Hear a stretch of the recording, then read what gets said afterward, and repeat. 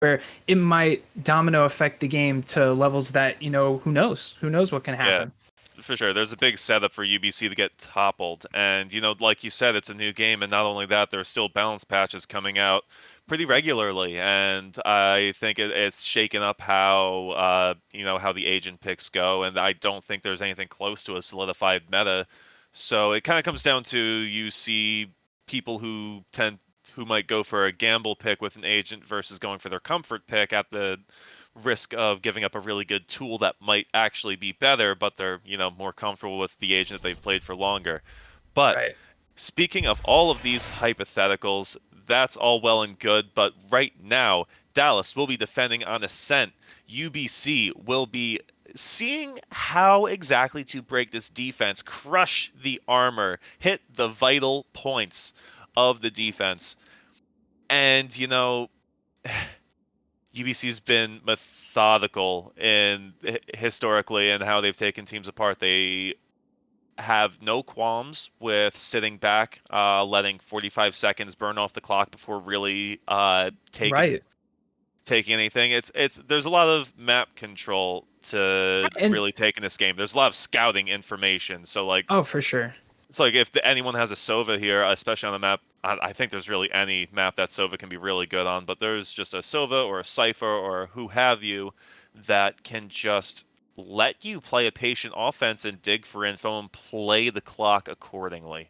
And just to highlight on a point that you were talking about almost delaying their pushes, that's really the mental game of it too, because you're kind of waiting to see like, okay, is the defense going to peak? Are they gonna assume they've missed something? And I think that's something that we're going to see a lot in this series, where they Choose are going your to take agent. advantage of that. They are going to kind of press the barrier, so to speak, or really feel each other out as like teams to say like, okay, this might be their future weakness. Let's push this for later on into the map. So there's a lot here that is going to be up for grabs, and I think we're going to see some very intense things right off the bat here. But it looks like we're jumping right into it.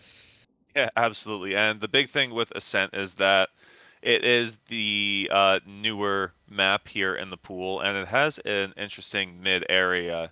A lot of gunfights happen, and which allows for very quick A pushes, very quick snowball effects once one of those strongholds, and especially here where we're looking at where Yakuza is playing on the map, this is a very important area because if you control this, you control a lot of information about whether or not they can go short A, whether or not they're going to B. Mm-hmm. Very, very important, and it's a big map. So having the heads up on those rotations will be massive. And I wouldn't be surprised to see, a lot of control here in that middle section to basically get that information right off the bat. Like you were saying, where if you have control of that point, that center area, you can see how many corridors or how many hallways. If you get one or two early picks, you have a huge swing right off the start of the round. So I'm very curious to see how this plays out. Yeah, we'll have the pistol round kickoff here. It's trading of shadow orbs here, omen to omen, and finally a little bit of information gathered, but damage taken as well. But Cat will capitalize off of it. Takes down Yakuza. Already a 5v4 with a minute 20 left of the round. It's gonna be a quick push towards the short A area. Cypher playing back on defense. Yeah, that's a nice shot. Two for Unshaken before he gets shaken down. Arnold drops back towards mid with the rest. The spike on attack not even moved anywhere yet. Still a minute on the clock. And right now, look at where the defense is spread out. Everyone's still mostly towards A and kind of in shock from that first push. And you can see that the offense here, they're really almost regrouping here. They're saying like, all right, let's cut our losses. Where have we been? What did we lose here? And then seeing where they want to go. And,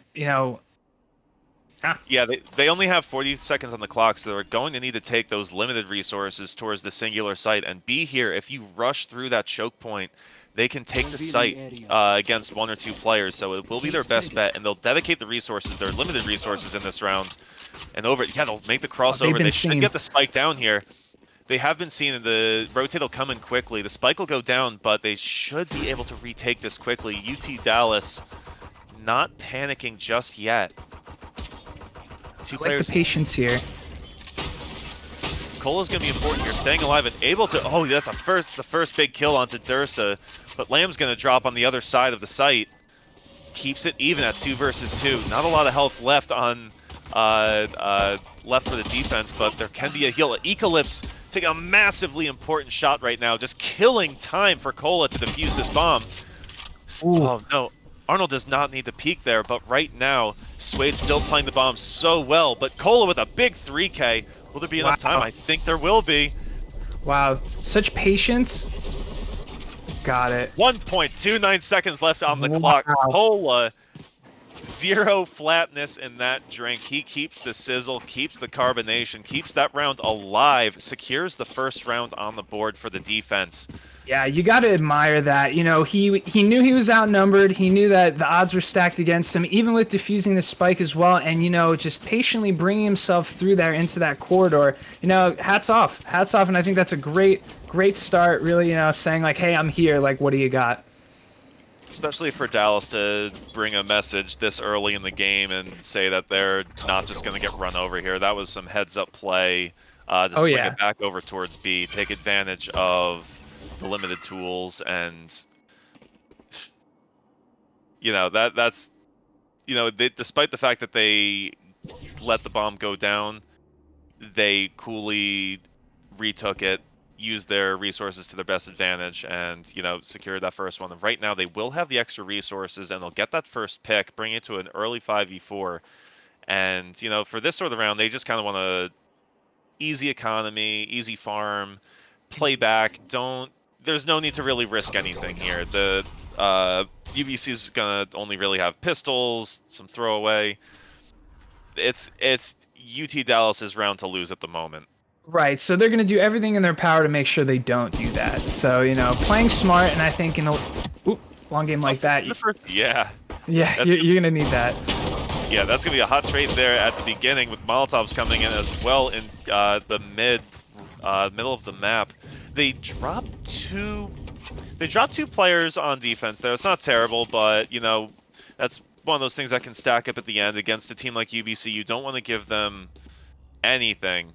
Yeah, and then at this point, you know, down 2-0, you know, very, very early on too, but you want to make sure, even if you get 1 or 2 picks on the defender, you know, use a bit of economy, try and set yourself up. Yeah, and look at Unshaken, already has that ult on Raze, one of the spiciest ults in the game, if I do say so myself. But we'll need to see if that makes a difference maker here, because right now, UBC needs to kind of shake it up. They can't let the defense just start building up rounds against them, and we need to see some of that classic dominance from them that we're so used to seeing in these previous weeks.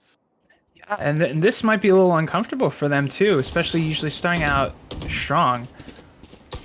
Yeah, they have the spike posture towards B because they were successful getting it the first time around. They just didn't hold. So there's no reason to think that it won't work this time, but as they peek out into mid, they get killed in the crossfire on short A. I mean, they get a kill onto the defender on short A, but lose 2 in the process. Not worth it whatsoever. Ecolypse trying to get some information from his camera to decide where to bring the spike, but with only 50 seconds left, they don't have a ton of time to work with, and Cat walks right into Yakuza, flashbang in hand, but Yakuza gonna use that opportunity to make it a 3K, and now only 1 player left alive. Ecolypse left, no camera, no armor. They're just waiting. You can see they're not, you know, trying to peek out, get themselves killed. They're holding firm, you know, ready, you know, to relay the info to each other, and there you go. You know, no one running into hallways, just essentially like, you know, they got to come eventually, and right there. Yep, and an example of the tables being turned. The Lamb leads the Slaughters, finishing off the round. 3 rounds on the board now for the unlikely leaders in this first game. UBC Premier on the back foot. I am genuinely surprised, and if I may dare say it, shocked. Yeah, and you know, what we were saying earlier on, it makes you wonder, are they more concerned about their undefeated streak, or are they concerned about this individual game here? You know, like... Yeah, it is the first map. Ascent is the newest map in the pool, so right now this will be a big one, as they're just gonna ball out in the middle of the map here, but Cola keeps it cool with a 3K. Yakuza wants to get in on the action. Lamb peeks his head out, only to get it shot off. Ecolypse Not today. Gonna try to secure B site, but unfortunately the spike is not anywhere near him. Down in mid with 3 defenders swarming it like vultures. He does have his ult. Look at that utility usage, and look at the utility difference between the teams right now. Look at ult's ready, 2 on the defender side, as well as the offense. Oh no. He'll shadow out. Eco gets the first one. Has to pull off an ace here. Look at that. Gets the 3K to bring things back into a very spicy deal, but still only has 30 seconds to grab the spike. Might just opt to save here. And with how and much it makes you money is wonder. left, Is he going to go hunting, or is he going to do himself? I think it looks like he's going to save now, but on the off chance someone comes peeking for him, very unlikely in this case here, try and get the economy off these defenders who are, sweeping you now 4-0 on the first map. and he'll be able to either hold on to that rifle, drop it for someone else. It's just with only 32 HP and no armor, that's not going to be really worth the gamble. Yeah. Although I do have to say the fact that earlier in round 2, they lost a couple, UT Dallas lost a couple then. They're having to rebuy. UBC may not be winning rounds right now, but they're keeping UT Dallas honest in the economy. And you'll notice, even though they got the operator out now, outside Yakuza's got 6K, but everyone else is relatively low. If they have to buy up again, they're gonna have to take an eco round soon. So this is, in my opinion, UBC's round to kind of stand their ground and reset the attackers and make them rethink how they want. Reset the defense and make them guess again before bravely peeking into mid like they have been so far. Yeah, it seems like that mid area has been quite a war zone right off the start of every round.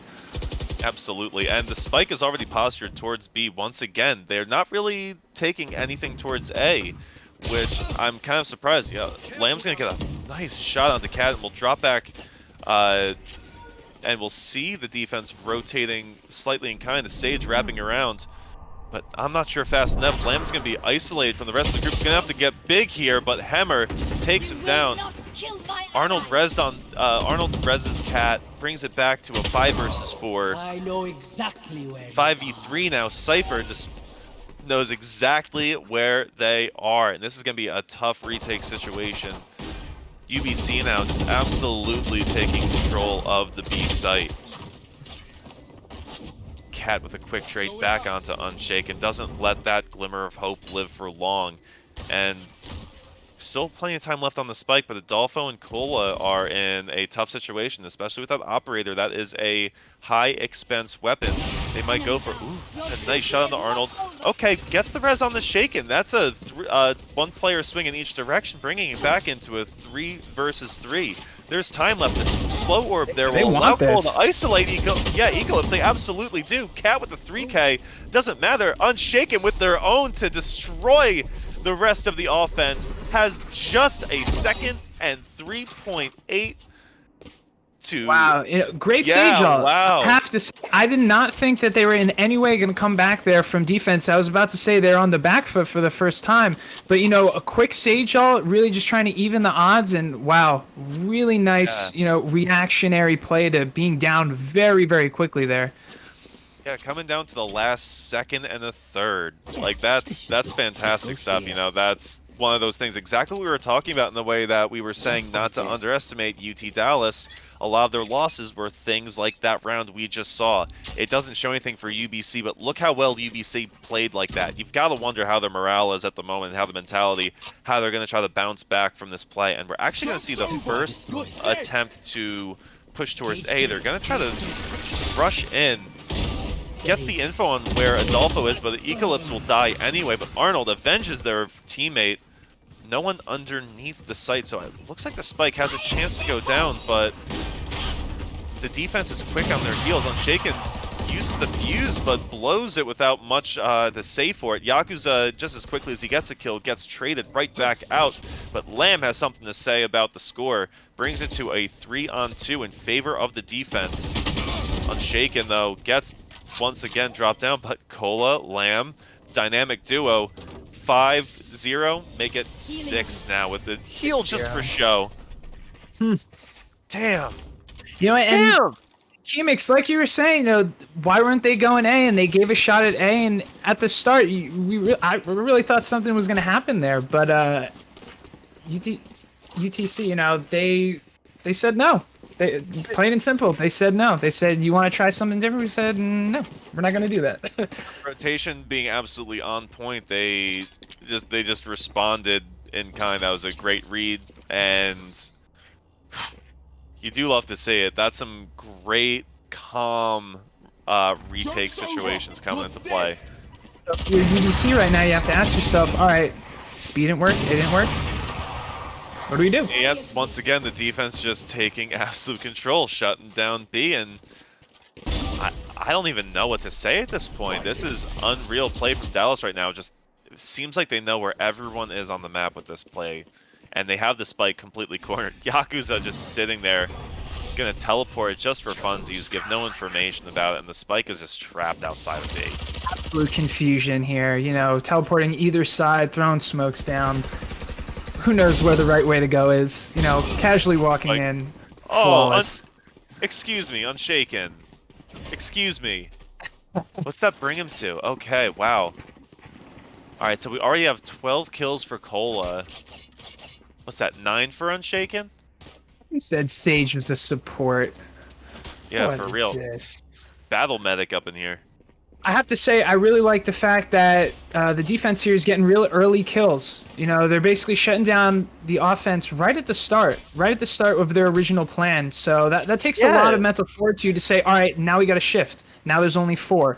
So hats off to them, and I want to see more of this. Yeah, UBC's been pretty good at trading in the past, but right now There's another one. Yep, and Yakuza just holding down W and mouse 1. Finally gets taken down, but that's still still a 3v4 situation. That's great if you're on defense. Absolutely.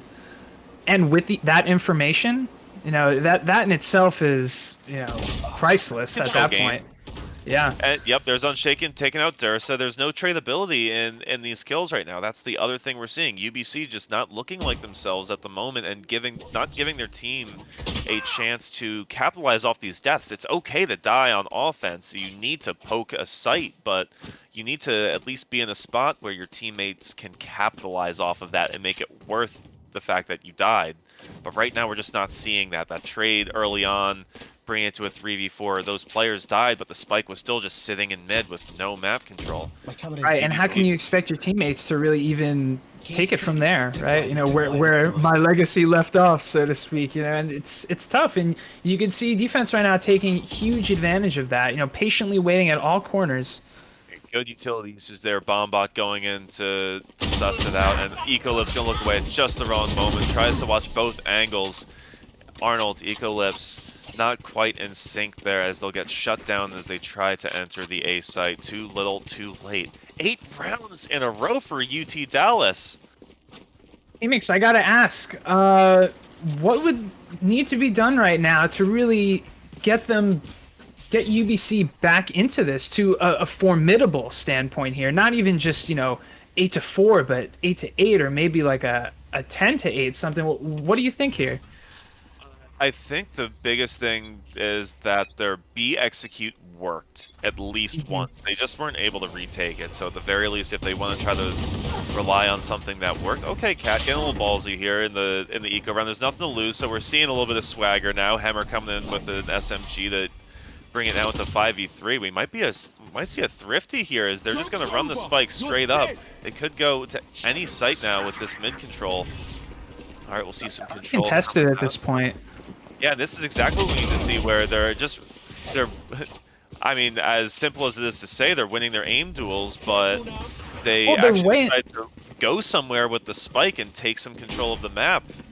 Yeah, they're way ahead of the defense right now, especially on top of that rotation. Not only did they take out the defender, they planted, and now they're setting up their own parameters here, and I think that's what we've failed to see most of the rounds previously.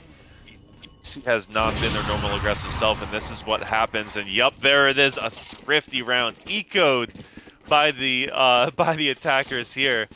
Nicely done. Dallas has to be, hopefully we'll see if they laugh this off or if this is the beginning of the comeback for our reigning champions, UBC. And when I say reigning champions, I just mean, you know, the last few weeks. The real Yeah. championship will be found out tomorrow at Tune in. 6 p.m. PST here on Promo Gaming. But for right now, we're seeing that the Emperor may or may not be wearing clothes at the moment, but we've seen UBC get themselves out of some sticky situations, and that's the first round that they needed to get things going. And Ecolips with a big opening frag, 15 seconds still. I mean, That's what they 15 need. seconds into the round, yeah, absolutely. Opens up so much of the map. And we'll see if the Spike will move up and take any real estate, or if they'll just hang in mid. Because I think the thing that will work out for them is to either be explosive early or to carefully split sites. And right now, they're carefully bunching up together, which doesn't really help them too much. So I want to see more of those explosive B takes or a careful split somewhere, but just hanging out open for picks is not working for them. Right now, we'll see the explosion onto B. We'll see a trade out. Lamb gets one on cap, but Dursa avenges the fall and will allow the Spike to make its way on the site. And Arnold drops Cola. Unfortunately, the healer being destroyed from the defenders, it's going to be Unshaken here without as much support as they would hope. Cypher on defense, able to get a lot of information, but can't really provide any direct healing or anything of the sort. But if you notice on B, look at how trapped they are on the site. It's difficult to spread out much, so this can be played to their advantage if UT Dallas chooses their angles carefully. And so far, so good. It's now a 2 versus 2. 1 versus 1. Unshaken, living up to the name, pulls the 3K clutch to defuse with plenty of time. Easy peasy lemon squeezy. Doesn't sweat it at all and will bring it right back. Shows that last round by UBC was a fluke. 9-1. 10 seconds practically left to defuse with. They use all the time they're given, and I can't help but be impressed by that. Use as much of the round as you have, as long as within the parameters. And truthfully, that last round was UBC's round to win, especially with those early kills and that early frag. I assumed it was just going to be, set up, build your parameters and go from there. But as we saw, that wasn't the case whatsoever. Powering through, even on a slow rotation to B, power on through, and then get the kills where they're needed. Yes, somehow UBC allowed UT Dallas to decide what angles were going to be taken there, and that is the unfortunate part of that B site there. Even if you have a lot of people in, it is a meat grinder. You can really isolate angle by angle, and as we saw, UT Dallas took advantage of just that, despite being under-equipped for the situation. So we're just, that's just good team play right there. Good patient play. And speaking of patient, we'll see Yakuza stay back and try to stay alive to keep it to the 4, but the spike goes down. UBC apparently plays better when they're under-equipped because, my God, once again, another round for UBC to lose, and Cat will, bring it down to only one player left in the name of Adolfo. Does not have the ult, so can't even steal info on where the last players left are. Might as well just save. Yeah, I mean, there's only 2 rounds left, so in the half. So really, if I were in Adolfo's situation, I wouldn't necessarily feel super stressed. Yeah, I wouldn't be super stressed about throwing away my guns. I'd want to just put out a good fight to, bop him a few more times in the head for the last bit of the half. Yeah, and you got to ask yourself at the half, like, what are they going to be talking about? These have not been as close as we would have assumed they would be. Even with the advantage off the bat with early kills on the defenders, UBC got to ask, like, what are they going to do? What's their plan? Production, whenever you get a chance, if you could just give us a quick reminder of whose map pick this was, that would be fantastic, because that will absolutely say something about the mentality going into these next maps, because if this was UBC's pick, oh boy, because they definitely look a little they don't look like they know how to play this map as a team. We're seeing great firefights and we're seeing them aim well, but we're not seeing the coordinated executions that we're used to that befit a 6-0 record. Right, and the skill is there. You've seen it in any 100%. firefight that we've had here, but I have to agree that the execution on the map here is not what we had expected, and it was just UT Dallas's game to win, or map to win. Absolutely. And we'll see the spike start making its way up towards mid. And all 5 players still alive on the attack.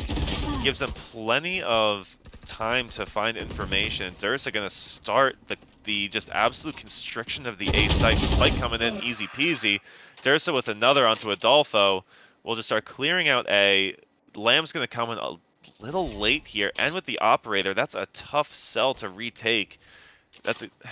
Coming in from short A gives him at least a couple of angles to work with. That'll give him a kill or two, but it's going to be really hard to... He has to pull an ace here, Swag. Yeah, and K-Mix, I have to say, we've seen a lot of hot starts from UBC, running in there, early frags, up 1 or 2 agents here, but this time, you know, working as a group here, they're slowly cruising into A, picking off any defender that might catch them off guard while they're planning this spike in. And I think maybe this is where they should, you know, take notes on, say, all right, maybe let's work more with this, because those early aggressive starts, even though they'd have the agent advantage, it doesn't usually work in their favor. Yeah, and just to clarify, UBC picked Ascent. UT Dallas picked playing defense first, and the UBC is hosting this game, so Dallas has the higher ping. So just some things to, you know, in the age of playing, you know, this whole year is practically just the year of online-only esports with no LANs, RIP, stay inside, wear a mask, wash your goddamn hands. But, you know, just some things to contextualize. UT Dallas is doing work right now, but, you know... Dare I say the odds are stacked a little bit against them here, but they've definitely said that this isn't a problem. We're going to work through it any way we can. It's not impossible for UBC, but they have not given themselves much wiggle room. We have seen way crazier comebacks before, but Cat's going to take that quick aggression out onto Adolfo. Gets the ult charge too. Knows that there's no one even around there, so that's big early play for the defense. Brings it into an early 4v5, and in the pistol rounds, there is just not a lot of utility to work with. So these early kills with 0 trades are massive, and exactly what UBC need to be doing. And there's another one. 4 players now with no trading. UBC is taking control, not being shaken by that rough first half, and is their round to win now, as Yakuza will be the lone soldier taking the spike towards A. I'm kind of surprised he's not even going for the ult charge, but he's going to walk right into this, and yeah, I don't know what he expected to happen there, but that will be the first pistol round of the second half going in the favor of UBC Premier. Unfortunately, it looks like the scoreboard might be bugged, so please tweet at Riot, Valorant, whatever Twitter account, support very angrily. Let them know that they're ruining your immersion right now. Yeah, I mean, this is literally unplayable at the moment, so I'm going to go break a keyboard real quick. Please tweet at these support accounts. But now, with UBC, with that aforementioned pistol round win, we'll be able to buy some SMGs, play back a bit, use their utility to their advantage, and hopefully respond to this early push from the attack through center, taking the spike all the way through, not going to give any ground.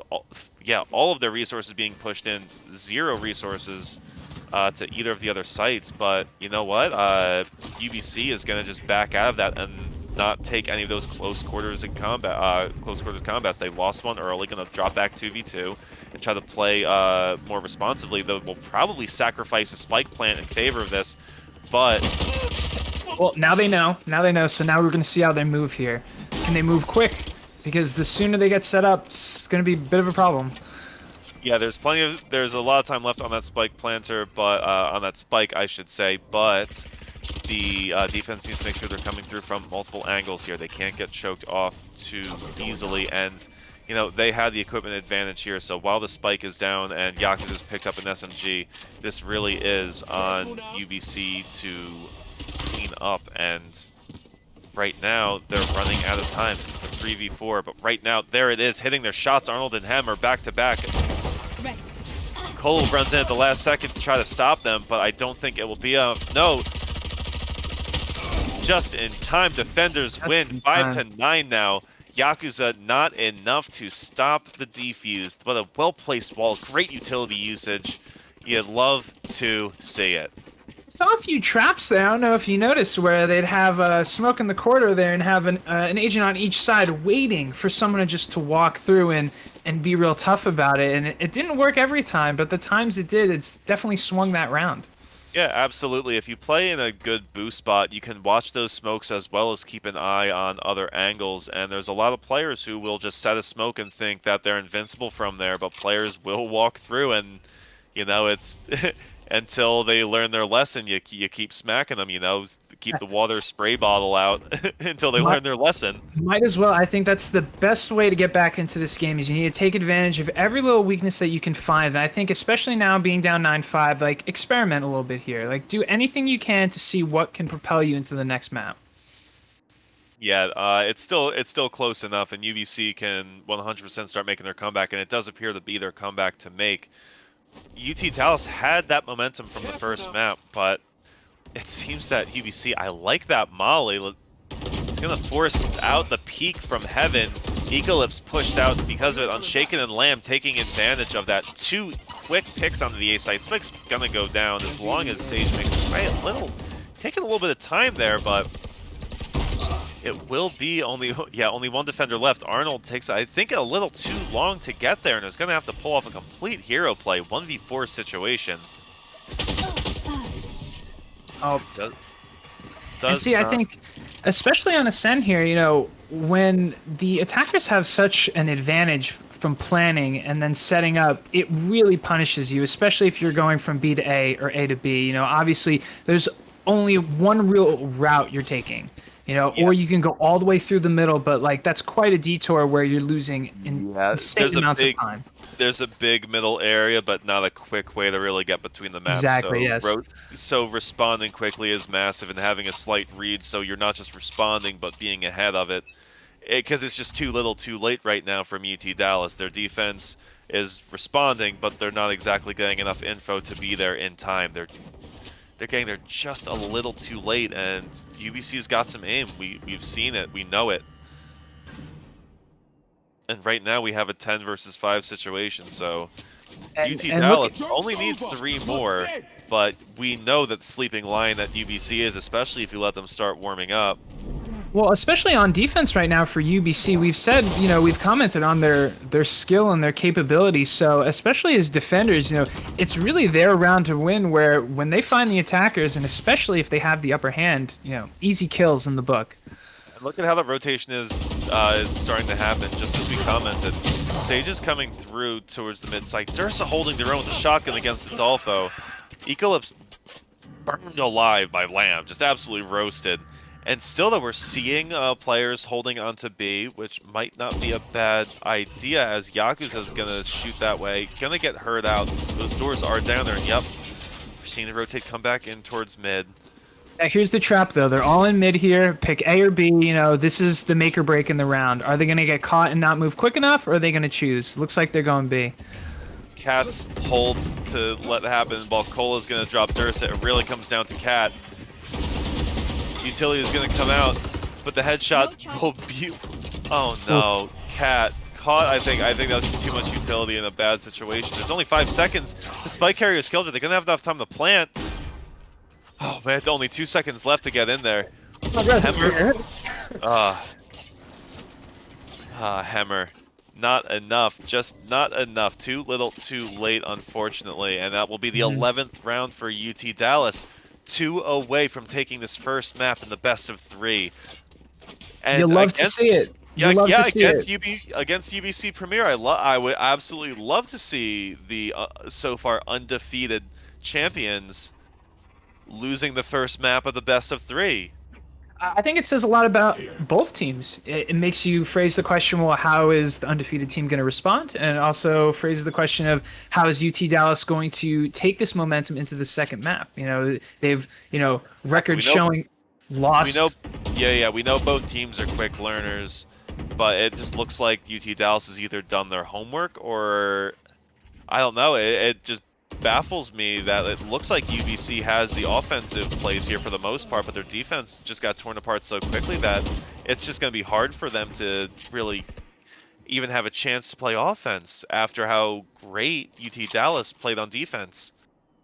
You Well, know, like, UBC has a break here. They got one less attacker to deal with. So, ooh, he spotted him. yeah, and that's the one thing on defense. It's not necessarily about getting the picks, but about staying alive and passing the information onto your team. We'll see the fuse get blown on Unshaken, but does not get anything out of it. Ecolips instead drops Lamb. That's another big kill. Second kill for Ecolips.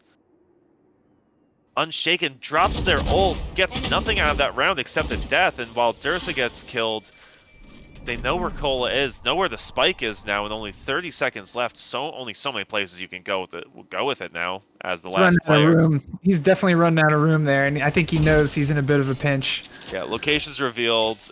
They have ult at this point with only 20 seconds left. Might as well just save and go for the exit.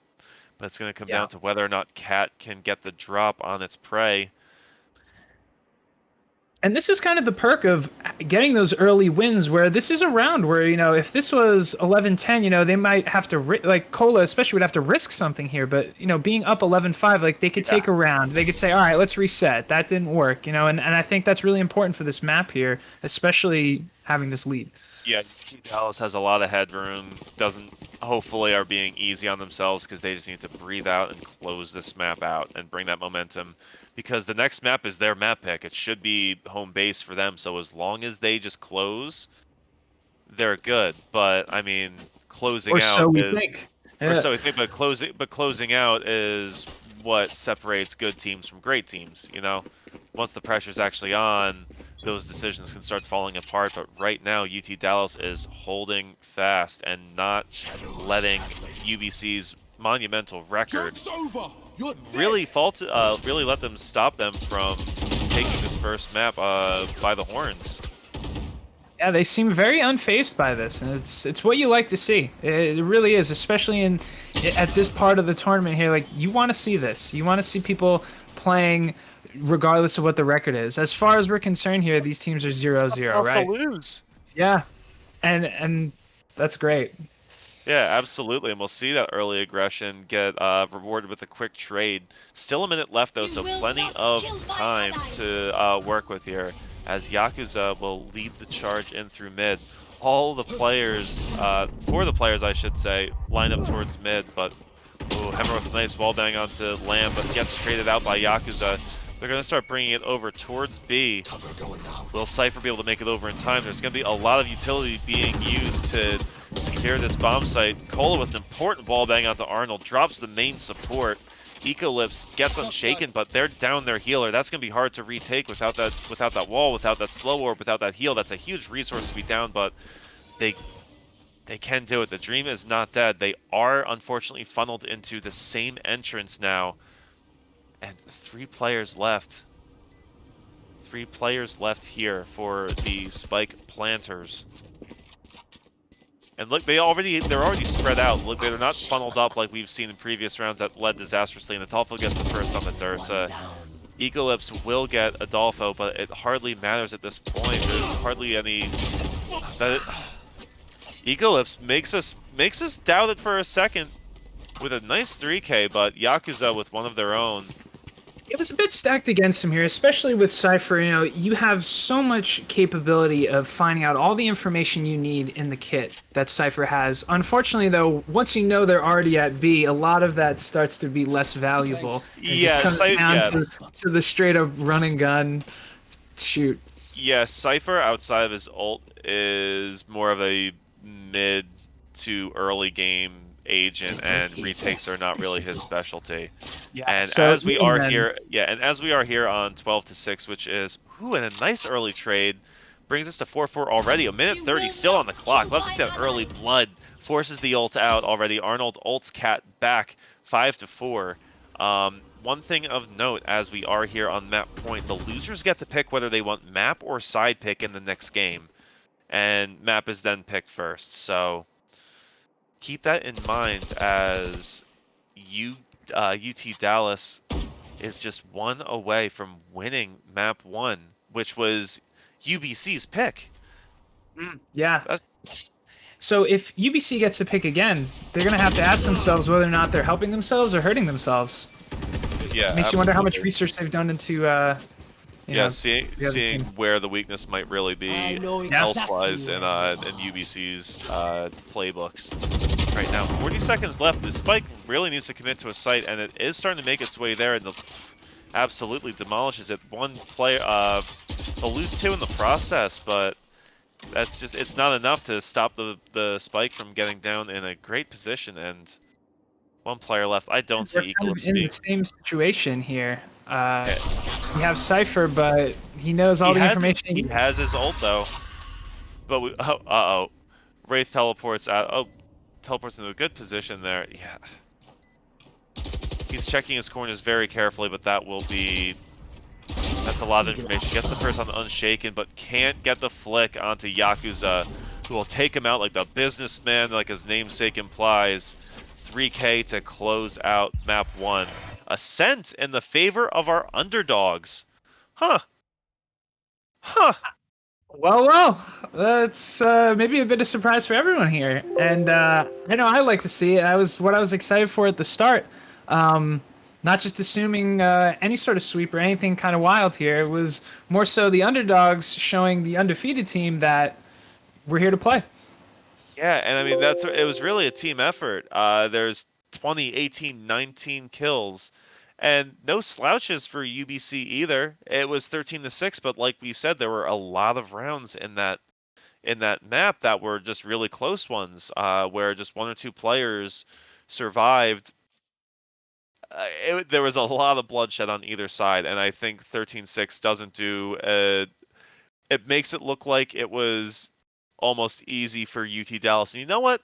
I think they've earned that. I think they earned the right to say that, yeah, you know what, that was maybe easy for them because no one else has pulled one so far, and I don't know, now they get to pick the map. Yeah, and I just want to highlight a few things there. I think No, really at the I'm sorry. start. I'm sorry. Let me rephrase. I'm sorry. Losers get to Sure. pick whether they want map or side pick, but it was UBC's pick on Ascent. So they went Right. to UBC's home turf and went, nah, buddy, this is our map now.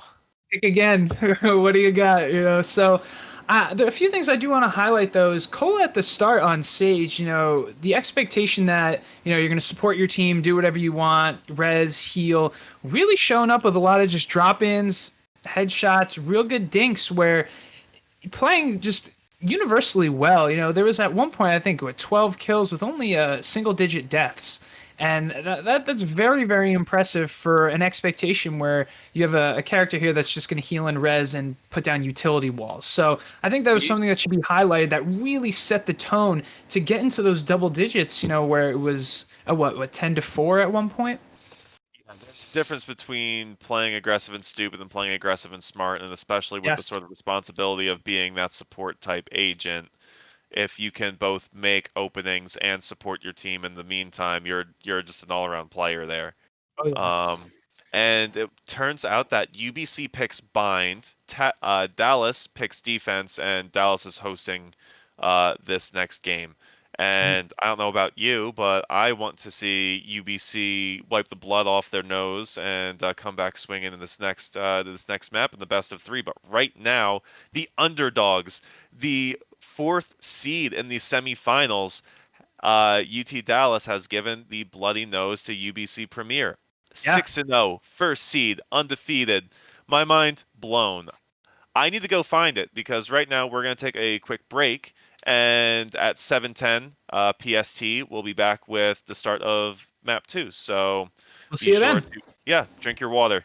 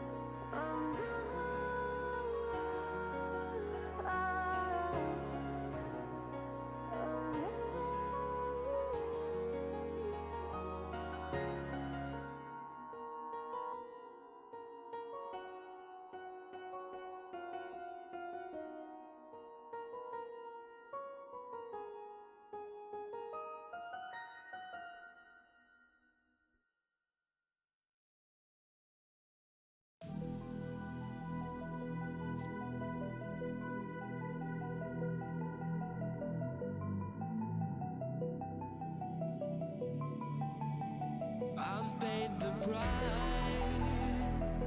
You don't wanna carry me no more. You don't wanna stare into my core, make me go.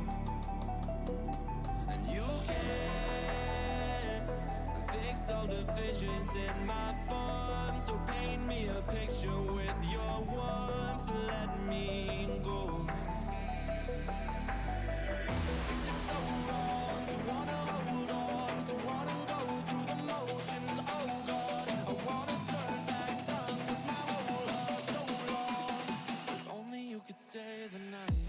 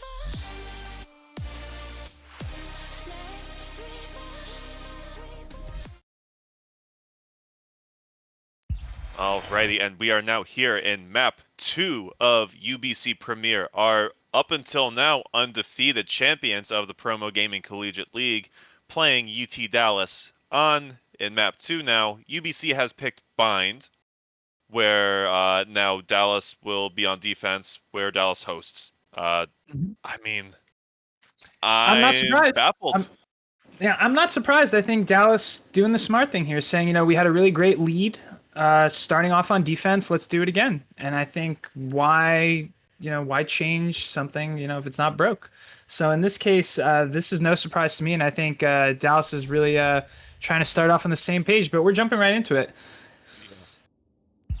Absolutely. In the last map, we saw Dallas set the pace with their defense, and I believe they're confident enough in their offense to at least pull a few streaks off. They have enough strategies. They don't need a ton, but they just need a few if they start off on defense and just lock it down early enough. And right now, we saw on Ascent, we saw UBC it seemed like they struggled to find their footing and get their executes off and really look like the coordinated team that we've seen from them previously. Yeah, and I'm actually intrigued to see if we're going to see more Phoenix play from both teams, specifically because in that last map, with the use of hot hands there, throwing around almost every corner that was on that map, and I think that was really what turned the tide on a lot of maps, and we saw it reward both teams, and we saw it hurt both teams where there was almost too much utility in that sense. So I'm curious if they're going to go with Phoenix here again, just for the sake of saying like, hey, we made that utility work the first time. How about we do it again? He was crucial to a lot of the executes that we saw on the previous map. Mm-hmm. Didn't Select see. your agent. I'll be interested to see if they stick with the same heroes or if they try to switch anything up, especially if UBC just kind of shakes off that last map as a fluke and just stays with Yeah. what they had. But a map like this, Sova could be really useful to steal some information towards A, see if anything's going on in that mid area, be able to really suss out what's going on near the teleporters early on. There's always like the classic controller picks with Yeah, and Brimstone and stuff, but right now the meta really is up in the air. Oh, And okay, let's let's see how take a they look. use these teleporters too. Let's see if they try to trap each other here. Try and get a few easy picks, I would say, to uneven the rounds. So let's see if they make use of it. They may not. They may, especially if they choose to wait around there, even though they're not as close to the other sites. So We've seen a few teams try to use the teleporters, and it can work, but then some teams kind of get lost in the goofiness of it and go a little exactly, yeah. too far. But it can be used to really sell fakes in a way. There's just a mobility to this map that you just don't see in other games or other FPS like this. But at the moment, we'll look and see as the spike will make its way towards the B side mid. Yeah, Goes up with UBC 2 pistol round. support in tow. Essentially, UBC, we've known them to be pretty much the winners of the pistol rounds, or econ rounds, so to speak. So They do a lot with a little. Yeah, exactly. A lot with the little. So I'd And I expect a few believe early kills. there's a bug with the overlay where it looks like that people have rifles, but right now it is the pistol rounds. No one has a rifle. But we will see the execute with the spike come in. The smokes, that really is the only utility in store here. But the spike gets planted, and we'll see how they respond now in defending the spike, as now they don't have too much to work with, and it is a 3-on-4 situation in at this favor clump. of the spike planners. UT Dallas down to only Adolfo, has to get the remaining 2 players in the 1v2. Kinda knows where they might be, but doesn't have a ton of time to work with and not a ton of info either. Has to at least fake a plant to draw them out. Looks in the wrong direction as Dursa peeks around the truck. First round for UBC Premier. Yeah, and as expected, consistency there. They've won the pistol rounds, and they said we're gonna win this pistol round too. So good start, especially considering last map their first we might be didn't go so wrong. much later.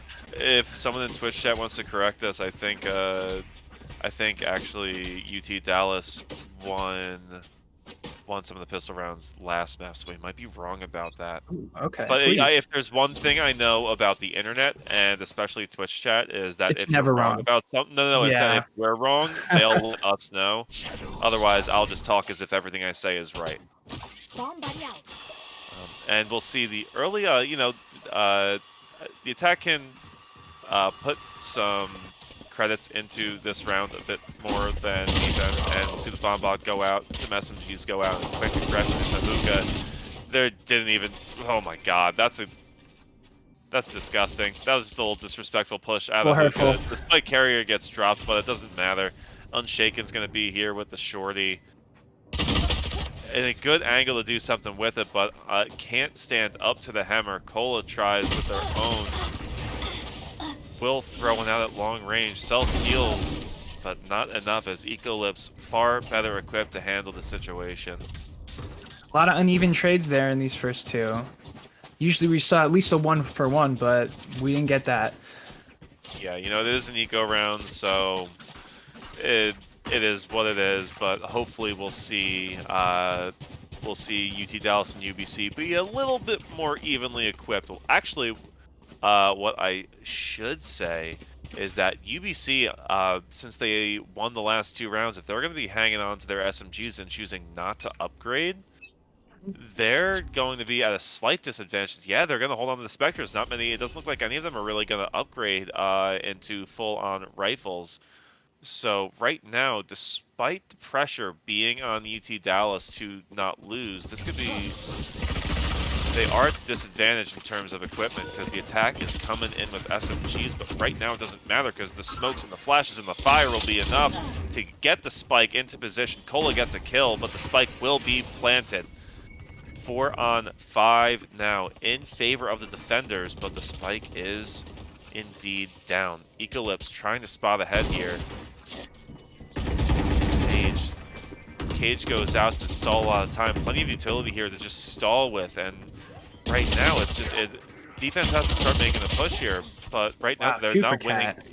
Yeah, big double for Cat. Doesn't let any ground get dropped. Triple for Cat now. Arnold with a double himself to finish it off. That's clean. Yeah, you like to see it. You can call him Windex because he's clean. Classic. Yeah, and right now, Dallas has not been showing the sort of sturdy defense that we saw on Ascent, and you know what? This looks a little bit more like the UBC we know and love. And I have to say, even about UT Dallas's defense there, I don't find it to be slow or not moving quickly. It's just a matter of by the time they get there, UBC already has in mind. Oh, quick pick for defense here. UBC has in mind what they want to do. Pistol, yeah, and exactly. That's the thing. These are very explosive takes. They're very coordinated pushes. This is one of the maps that has been in the game since the beginning. So I think these UBC players are definitely a little bit more comfortable and can probably play a little bit more scrimmy on this and feel comfortable. It doesn't seem, despite the fact that they picked Ascent, I don't think they were prepared for UT Dallas's level of preparedness on this map. But Yeah. this may be the one where they can kind of demonstrate their style and kind of flex a bit. Yeah, and right now we're gonna see Cat use that ult nicely, despite the fact that they'll only get about a half HP on that first push. They'll get the information and draw it to rotate over. Sage is gonna take teleporter through. Spikes has to go with it down soon, otherwise this is gonna be way too much time for the defense to come through and rotate. So yeah, Spike's still not down. They're gonna take the teleporters around the world, take the spike towards the A site. But Cat only gets 1 as they're quickly traded out.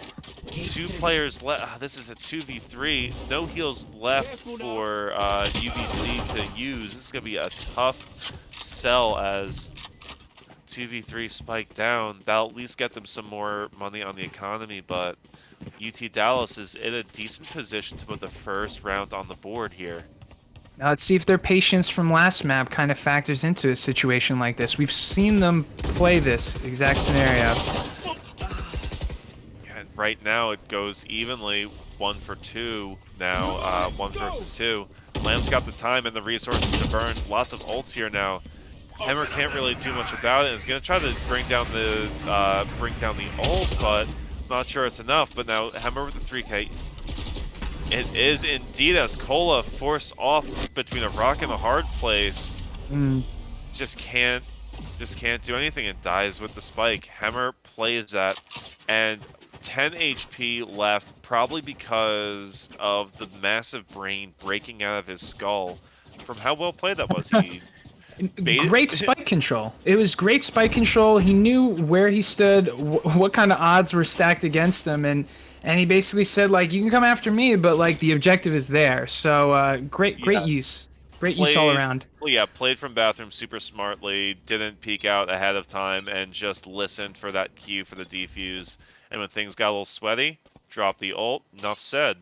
Yeah, it was great use of the ult, you know, especially in a situation where, you know, him dying was, you know, the end of it. Easy defuse, nothing. So great patience, great use of the ult.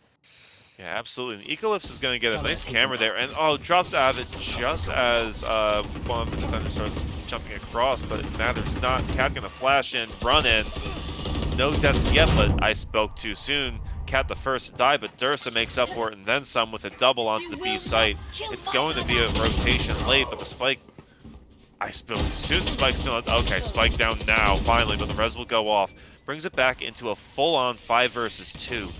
Rough spot for UT Dallas to do much with, as Unshaken's going to try to peek out. Does have an ult, does have ult utility otherwise. Yeah, it's going to try to get a cheeky kill, get Dursa down. But usually, you know, you want to see a little bit more from a Raze ult. That's it. Yeah, and especially now, like, are you gonna win it, right? Oh, that was closer than I thought. You know, especially the use of the ult. You know, was that really gonna be the flashy play that won you the round? And I don't think it was. No, unfortunately not. Now that's 5 rounds on the board for UBC Premier. Really putting the Premier on it.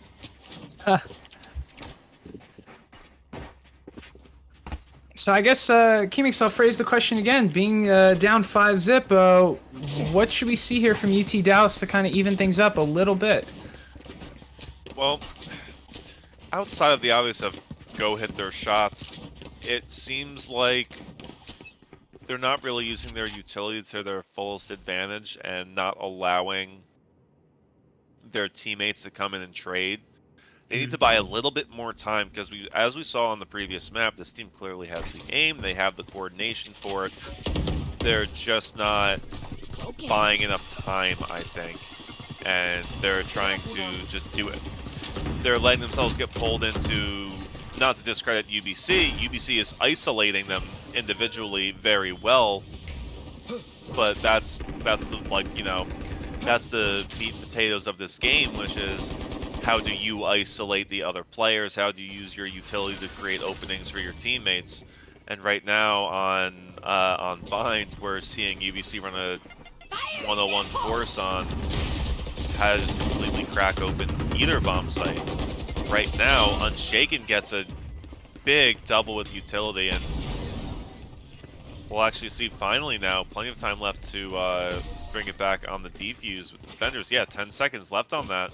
Yeah. That kind of just fell apart out of nowhere. It seemed like your classic. Hold on. What? I feel like we were talking about that round really casually, and it looked like there was a bunch of stuff about to happen. Then suddenly everyone was just dead. Yeah, everyone was firing off on all cylinders, and everyone was alive. And then all of a sudden, a double kill appeared, and defuse. You know, and I think that's great zone control from both teams. It was just a matter of who peaked first and who capitalized on the kill. And I think you saw that cleanly from UT Dallas there. Yeah, absolutely. And one of the interesting things that you can notice about the economy of both of these teams is despite the fact that UBC Premier is up 5-1, they haven't been winning these rounds super cleanly. There's been a lot of deaths, so they don't have a ton of credits across the board just to keep winning.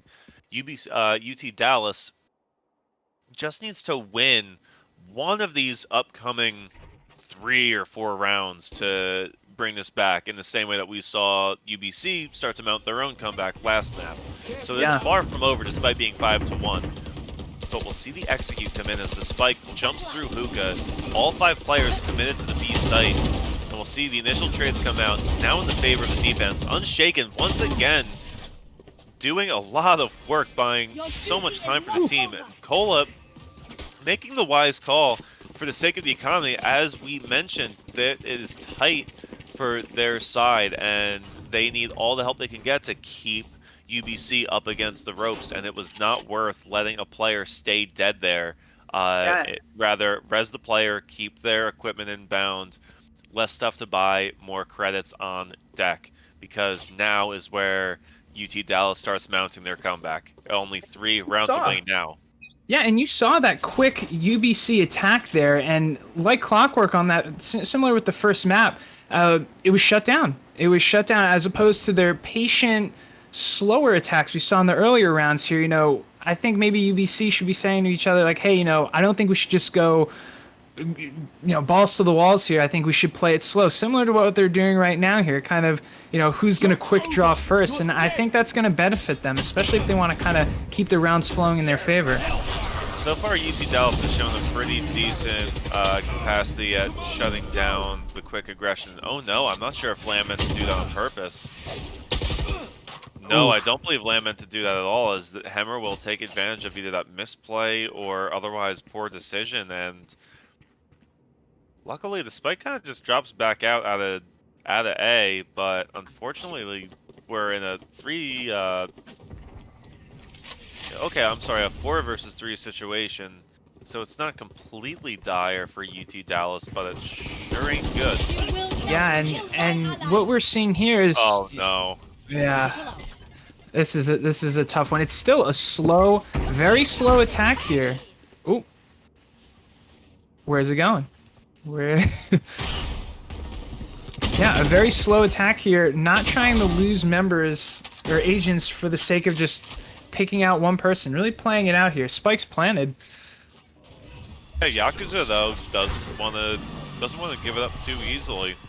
Will at least make it damaging for UBC. Like we mentioned, I think the economy is not super stacked. Yeah, and at this point, I think as the defender in that case, you kind of have to punish where you can punish, especially if you know that the odds are definitely against you, and you might as well punish where you can, especially if you can't econ there, being in those tight corridors around the bomb sites. Yeah, and even look at that. Neither team has anyone above, once Adolfo buys, neither team has anyone above like 2,000 or 3,000 credits. It's still pretty rough. UBC is definitely in the current lead, but it's a shaky lead for sure. There's definitely space. There's definitely space to mount. I wouldn't even call it a comeback, but a little bit of a push. Absolutely, it's too early to call it a comeback, especially considering the fact that UT Dallas won the first map, so we need to show them a little bit more respect in the call map to a comeback. Camera taken out. And we'll see once again the spike head towards Hookah, and the flashbangs from Cat come in. We'll see the familiar barrage of grenades, and Yakuza drops Cat. Unfortunately, no trade coming in, and no ground particularly gained. Unshaken, holding down the fort, will get the heal. That's huge, and will reset the defense back into an almost nearly untouched 5 squad against the 4 attackers of UBC. So do they just go to A, or they keep going for it? It looks like they're kind of wondering here, do you peek? Do they peek? Yeah, and Cypher hold down A solo, so for the time being, they might as well just stay B with Sage ready to rotate back to A. Because they could still run. That is the one problem. They could still just take the spike through teleporter. Yep, and unfortunately the spike carrier gets dropped by Cola with a double kill before Cola goes down. Unshaken down as well, the anchor of that site. And it brings us into a 2v3. 15 seconds left though to get the spike down. And all 3 defenders on the right site. Lamb and Yakuza, quick work of it.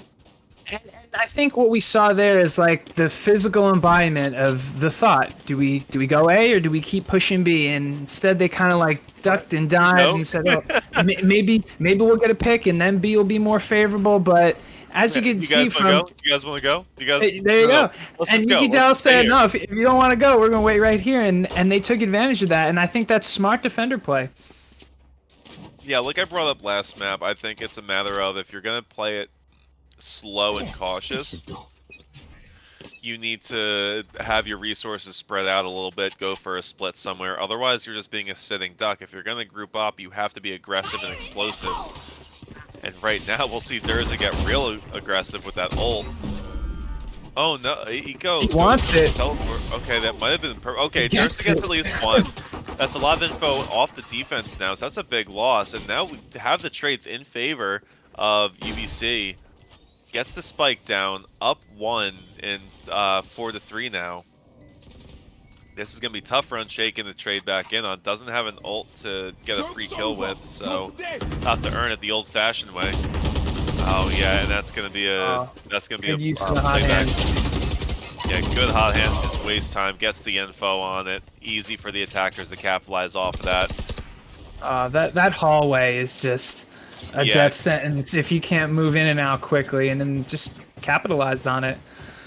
Yeah, great, like you said, great hot hands there to just completely shatter any chance of winning that gunfight.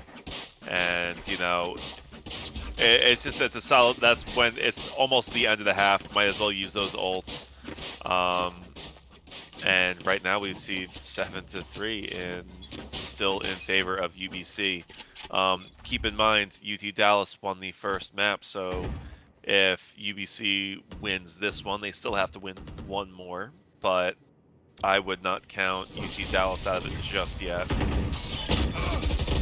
As Arnold gets the first blood on Lamb, 5v4. Impressive in and out there. Ooh, Adolfo caught out of position by Arnold, and now the wall's going to go up, Spike's going to go down. All 5 players still alive during this take. This is going to be a very clean round for UBC if they manage to, yep, there it is, flawless round for the attackers. You love to see that. And that's what you want. That's what you want, especially last round before the swap. You know, something clean where everyone else loses and your team wins. There's nothing more you can really say on that. Short and simple, to the point. And you know, if you're UT Dallas, this is the map you want to close out. You don't want to go to map 3 with UBC. It was already, like, it was impressive and well done on the first map, but if you give them a chance to get back in with that map 3, I think you just give, you know, you don't want to give steam to such a powerful engine. Yeah, And you're giving them the why. space to just continue what their momentum from game 2. Or, yeah, map 2. But if UT Dallas loses, they will get to pick the map, so... well, they will get to pick whether they want map or side pick in the next game. So we'll find out what happens afterwards, but they do still have a couple chances here in this half to make a difference and close that gap. Right now it's only a 5-round spread, not the end of the world, but it is getting into the territory of Dangerous territory. Let's call it that. Dangerous territory. We're past 4th of July, so what's the next holiday anyone cares about? Like Halloween? Halloween's a big one. Yeah. I'm trying to think. So I mean, there might be people who are more religious. There might be something. I guess I shouldn't say nationally recognized holidays, but right now the only vacation that's happening are the defenders on B getting sent back home as UBC Great stuff, walks onto B. You like that?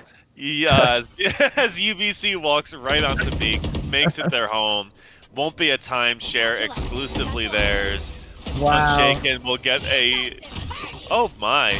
Going Well, at least for it have all. something to say about it. Yeah, gets one afterwards. Gets... You know what? You like to see that sort of attitude.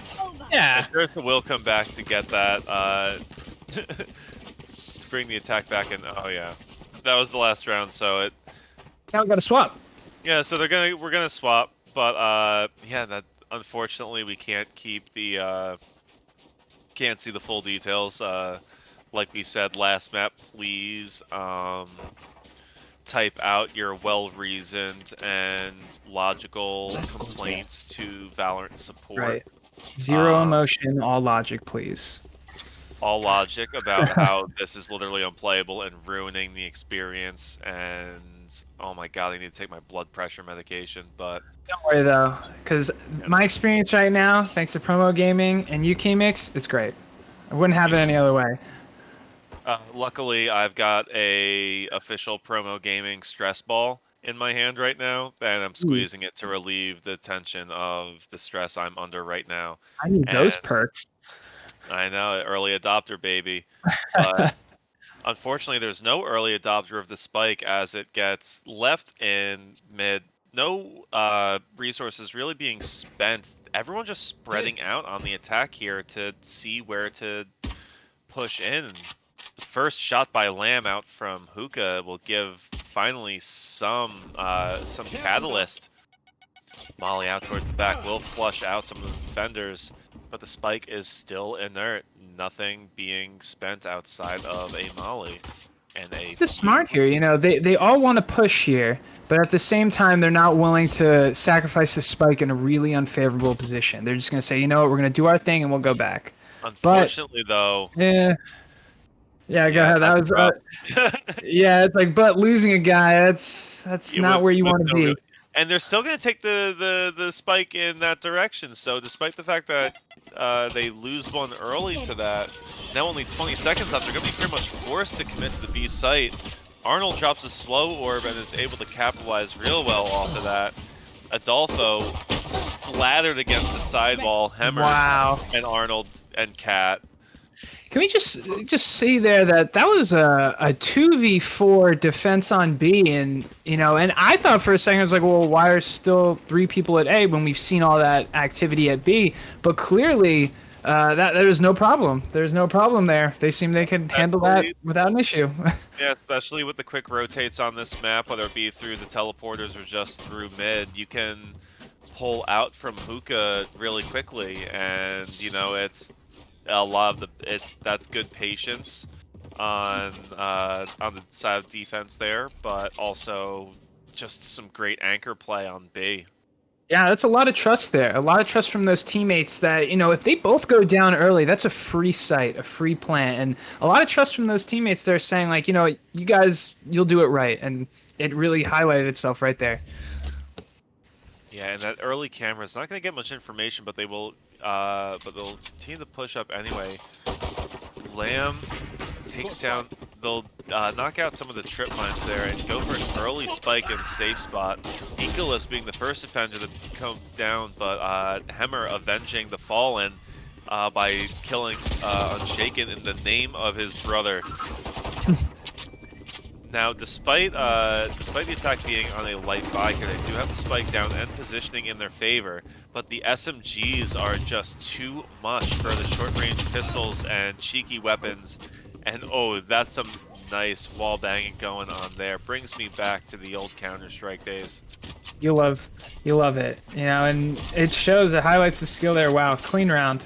Well, I wouldn't say clean round, but it was there. The defenders won, they got it. UBC keeping it going.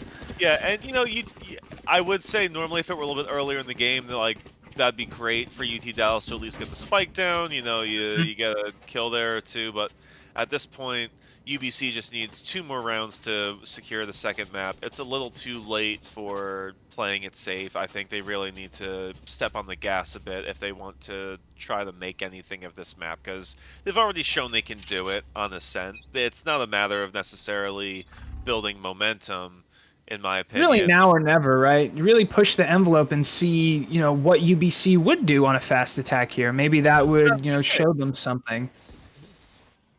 You just gotta do it. Do it raw. Like, just it doesn't matter. Yeah, gain some information for like put them under pressure and see how they react, because that was the thing. There's Seemed like nothing to they- lose.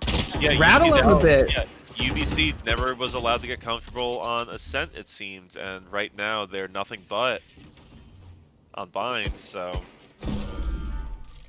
right now we'll see the spike.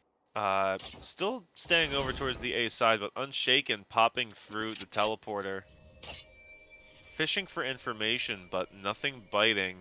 I just wonder. I wonder the plan here for UT Dallas on attack. Are they? I think they're looking for a free pick to feel a bit more confident to go into A there. But like you said, UBC not biting. They're playing their game. Yeah, there's only 35 seconds left, so whatever they decide to do, they're going to have a very limited amount of time to do it.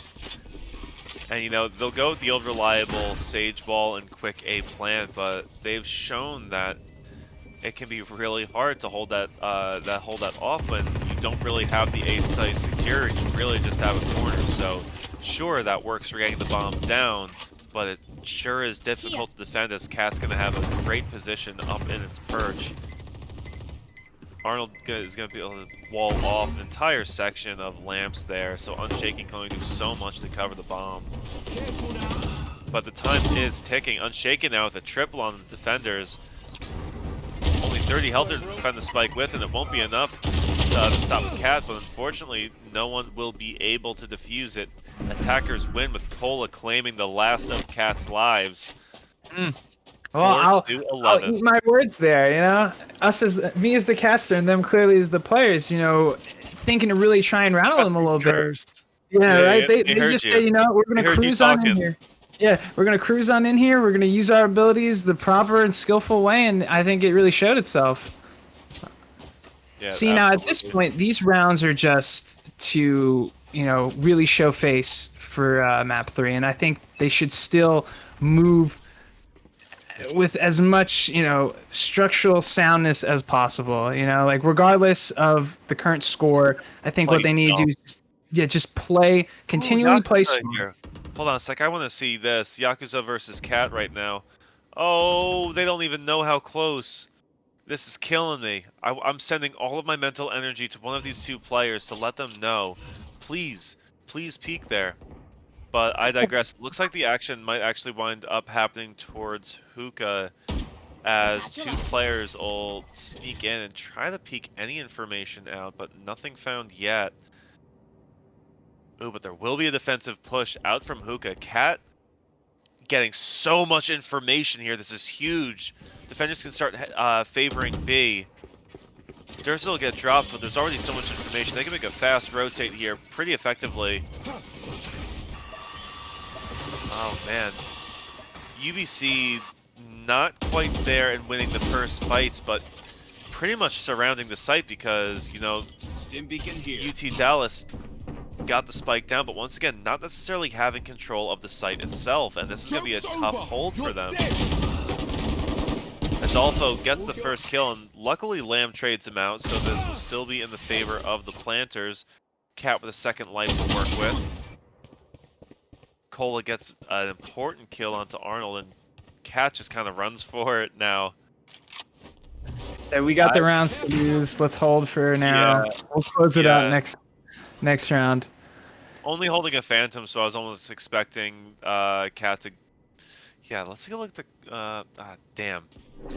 If I know they're a little... I think they're a little low, but it's only a Phantom. I think if I were in their position, if you have the rounds to lose, then you might want to try to go after UT Dallas's economy a little bit harder there and try to do everything you can to prevent them from having any sense of safety. But we'll see how it turns out. You know, it could also be worth it to save that gun. That could be the difference maker here. I think like what we just saw here from the past 2 rounds of UT Dallas is the technical skill. You know, they were planning the bomb and there were no deaths on either side, you know, just rotating smoothly, being patient. And, you know, it kind of makes you wonder, you know, with this mindset going in, oh, early kill there from Cat, could this have been, you know, a little bit of a more even match? Spots it out before going back. Lamb sees the Hookah player, ruins the spot completely as both players now just drop out. And yeah, Dursa gets deleted by Cola, who now just drops back. Literally no resources really used there to get that kill on Dursa since she was just falling back on the site. Ooh, Unshaven on Arnold. That's a big and Lamb with a nice wall bang on Cat. That brings us into a 2v4 situation. So few defenders in so little time, though. They're both on B. Wrong site, wrong time. I wonder if they're just going to save here again as the spike goes down. Yeah, you don't see any movement from them, so I believe you're right on this one. I think they're just going to say, we'll get him next round. But, you're running out of rounds to say, well, we'll get him next round. Yeah, eventually it'll be a little too late. Unfortunately, we seem to, as much as Riot has been attempting to give us more tools to work with as tournament runners and observers, there also seems to be, as any fellow software developer out there knows, you fix one bug and you uncover a few more. And right now we can't actually see everyone's loadout, and so we'll do our best to keep track of the economy mentally and talk about guns. But if you hear a struggle for a moment or just hit tab and go, it's because of that. But right now, something not grown worthy is the fact that we're seeing a potential comeback happening here. 6-11 ain't a bad scoreline. Like we said, calling it a comeback seems a little disrespectful after the performance UT Dallas put on Ascent. They clearly have the chops to crack the defense. It's just if they can scramble up to 13 before UBC can. And right now, Cat with an early felt pick that with an one. operator. Yeah, oof, that hurt my soul a little bit. Yeah, that especially minute 20, minute 30 left on the map when that happens, that just feels bad to be down in the 4v5 on offense. It's just Right. makes it just that much easier for the defense to hold it down. I think all the attackers just saw that happen and went, nope, we're going to go somewhere else. Does force Cola to use the res though. We are back in the 5v5, and I don't know about that ult. But it is what it is. Lamb gonna clear himself into Hookah, and the spike seems to be favoring B at the moment. 50 seconds left, so I'm not sure they're gonna have much of a choice but to go B. And we'll see if Yakuza and company decide to just join the spike, and no, they might. They might swing it back towards B. Lamb trying to garner some attention. This might be one of the first few times we've actually seen them do any sort of fake. Although I'm a little upset with the fact that they didn't really dedicate someone to sit there longer. At the moment, they did get 3 defenders to sit on the B, but right now, Cat gets the first huge kill on the Unshaken, which will signal the rotate for the defenders. 12 seconds left to get the spike down. They need to use the wall, which they'll get their go-to bomb plant, but how will they defend with so little real estate?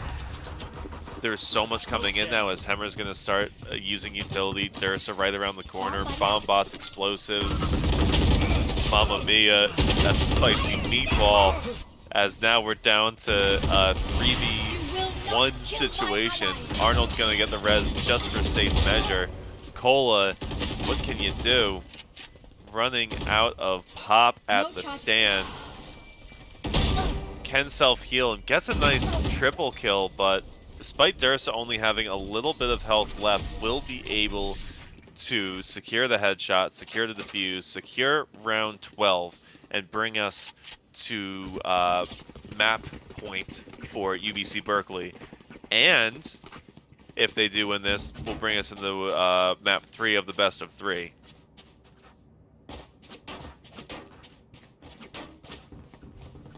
Yeah, and I think UT Dallas here, getting those few consecutive round wins, I think was a great way of signaling to UBC that they can win rounds.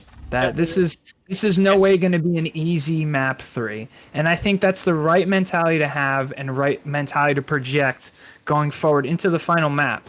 If this was a 13-3, I think it would have been a lot harder or a lot more hurtful for them. And I think UBC would have felt a little bit better. A little bot having a little bit of dirtling trouble over there. But yeah, I think so far, I think we're going to have a great map and match map 3, no matter what the outcome of right now is. Yeah, absolutely. Well, hey, I mean, UT Dallas have shown that they can string together at least 3 in a row on offense, so they could bring themselves to 9-12 at the moment. And like you said, that it really just, it's not over by any means yet, and it comes down to closing out. and they still, UBC still has to win that one map. So it's far from over, but right now there's only 35 seconds left to work with. So it's going to have to be a fast, explosive execute. And right now they're choosing wisely by bringing the spike towards A. Only 2 defenders, but they've done this before. Let's see how the defense responds. Cage goes quick. out, but they'll run through it. Ecolip's first to fall. Wow. But there's only 10 seconds left. All they need to get the spike down, as Lem will get hammer, and Cat now just drops back. Gotta respect that double hot hand play there. You know, got him once, got him twice. You know, 2 free kills. Seared like 2 mistakes, and looks like UBC will just back off of this and just completely. They're down to just chill and take it on the chin. Like I said, UT Dallas can string 3 together right now, and then all of a sudden 9-12 is a much scarier scoreline, and then suddenly it's 10-12. You know, before you know it. So I love hypothesizing. I really do. I think. Yeah, You know, I'm just saying, really don't count UT Dallas out yet. Oh no, absolutely. And like I said, I'm the one here that's saying we're gonna have a great map 3 no matter what. You know, and I love hypothesizing with you because, like, as these rounds have shown, it's not one-sided in the least bit. Yeah, not in the least bit. They are challenging each other as players every step of the way here. I need to remind the audience here that this is the 1 seed versus the 4 seed. This was, up until now, this was seemingly UBC's game to just run away with, but, you know, UT Dallas has either done their homework or grinded enough on their own time to just be legitimate contenders here tonight, as they're starting to make a comeback once again. Well, I shouldn't say once again, they're starting to make a comeback in this map too, after almost seemingly, Durst has shown a little disrespect there, but we'll get traded back out. But yeah, UT Dallas showing that they've still got plenty of life left in them, with a 7-12 scoreline at the moment. And Cypher will reveal the enemy movements, which will be big, but they'll have to act on it soon. Only so much time now, with a minute left on the clock. The spike's going to back out completely and reset. Both defenders. And you see UBC already rotating. I already see them moving to A. Yeah, they're making a really good read on this, and this could be absolutely tragic. Unshaken will get the first hugely important kill onto Cat, and despite the man advantage for the defense, the plant will go down.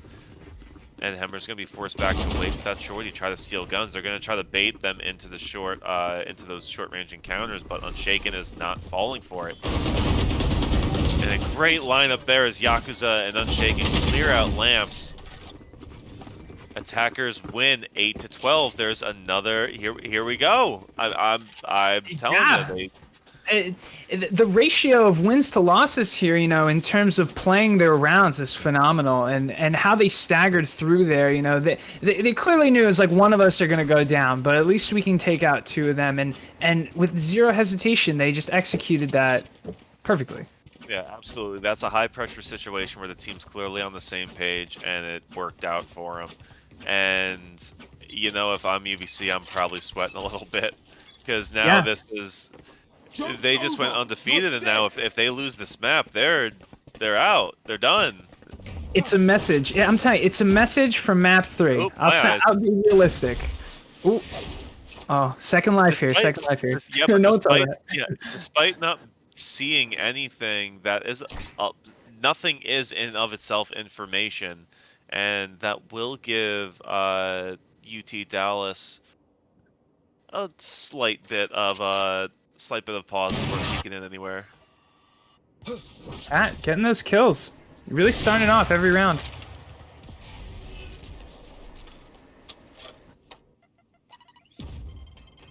Yeah, and right now still only 50 seconds left in the 4v5 situation. No other blood spilled outside of that initial drop on Phoenix towards A. The spike is going towards B. Cola getting the first on the Arnold. Self-heals to negate the damage from that entry. We'll see the smokes come down. Defense going to have to really turtle for the moment, but Dursa and Hemmer. Oh no, Resurrection coming in to undo their hard work. 25 seconds, Spike needs to go down. Eclipse and Cat so close, but so far from being able to do anything about this.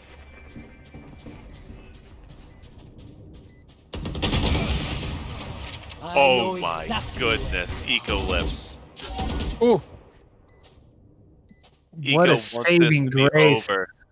Cola's left to defend us alone, and this is for, oh yeah, there it is. That's for the map. Yeah, what was that? 3 kills from Cat there? Oof. Yeah, Eclipse was not messing around. Oh my goodness.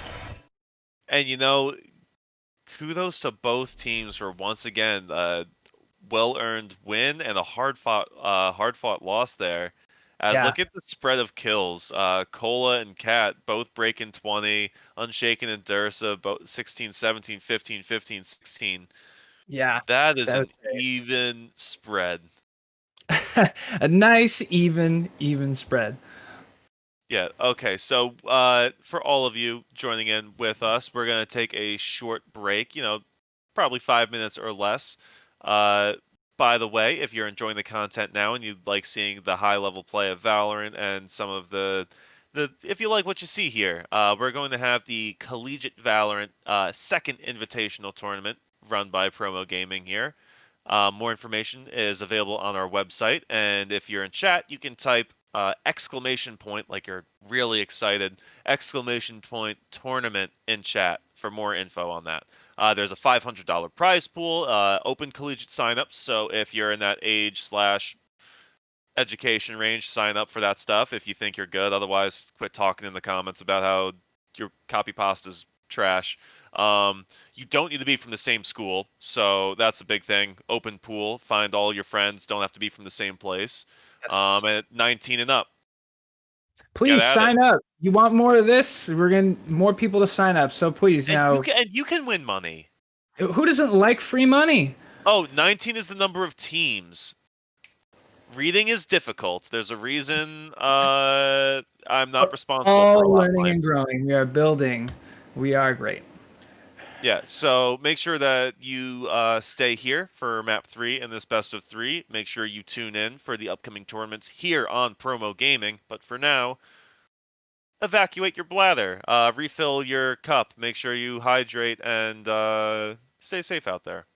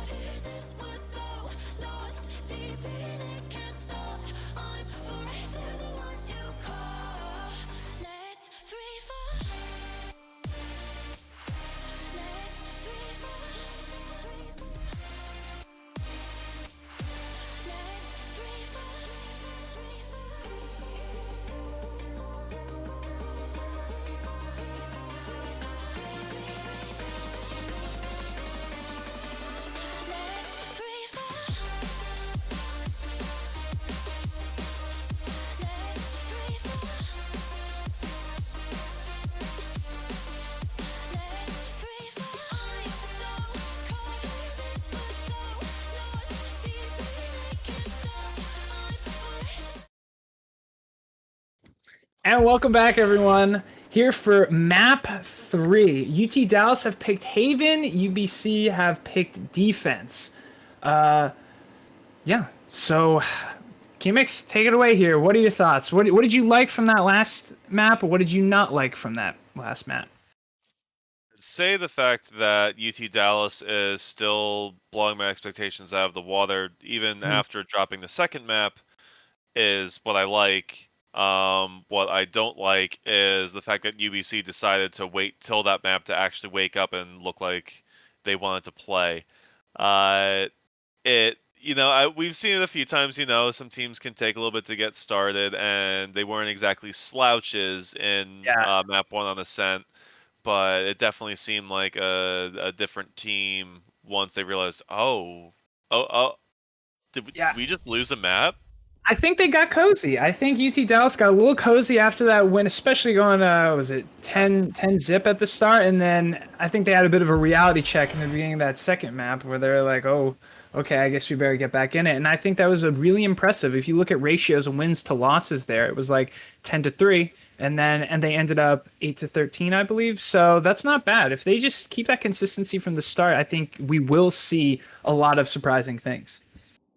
And, it's there's been a lot of weeks to look back on and scout out other teams if you were so inclined. There's been a lot of time to practice. So despite earlier results in the tournaments, right here, right now in the semifinals, these teams are head to head. It doesn't matter that it's seed 1 versus seed 4. They're both at one map apiece. So it's going to come down to who's got a better mastery of Haven. And, with a map like this, you've got 3 different sites to work with. And a lot of isolated, like, lanes, small corridors, a lot of opportunity to have individual play and also just clutch.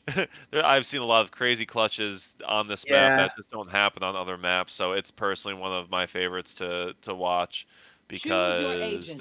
there's just a lot going on. Dare I say we call this sudden death?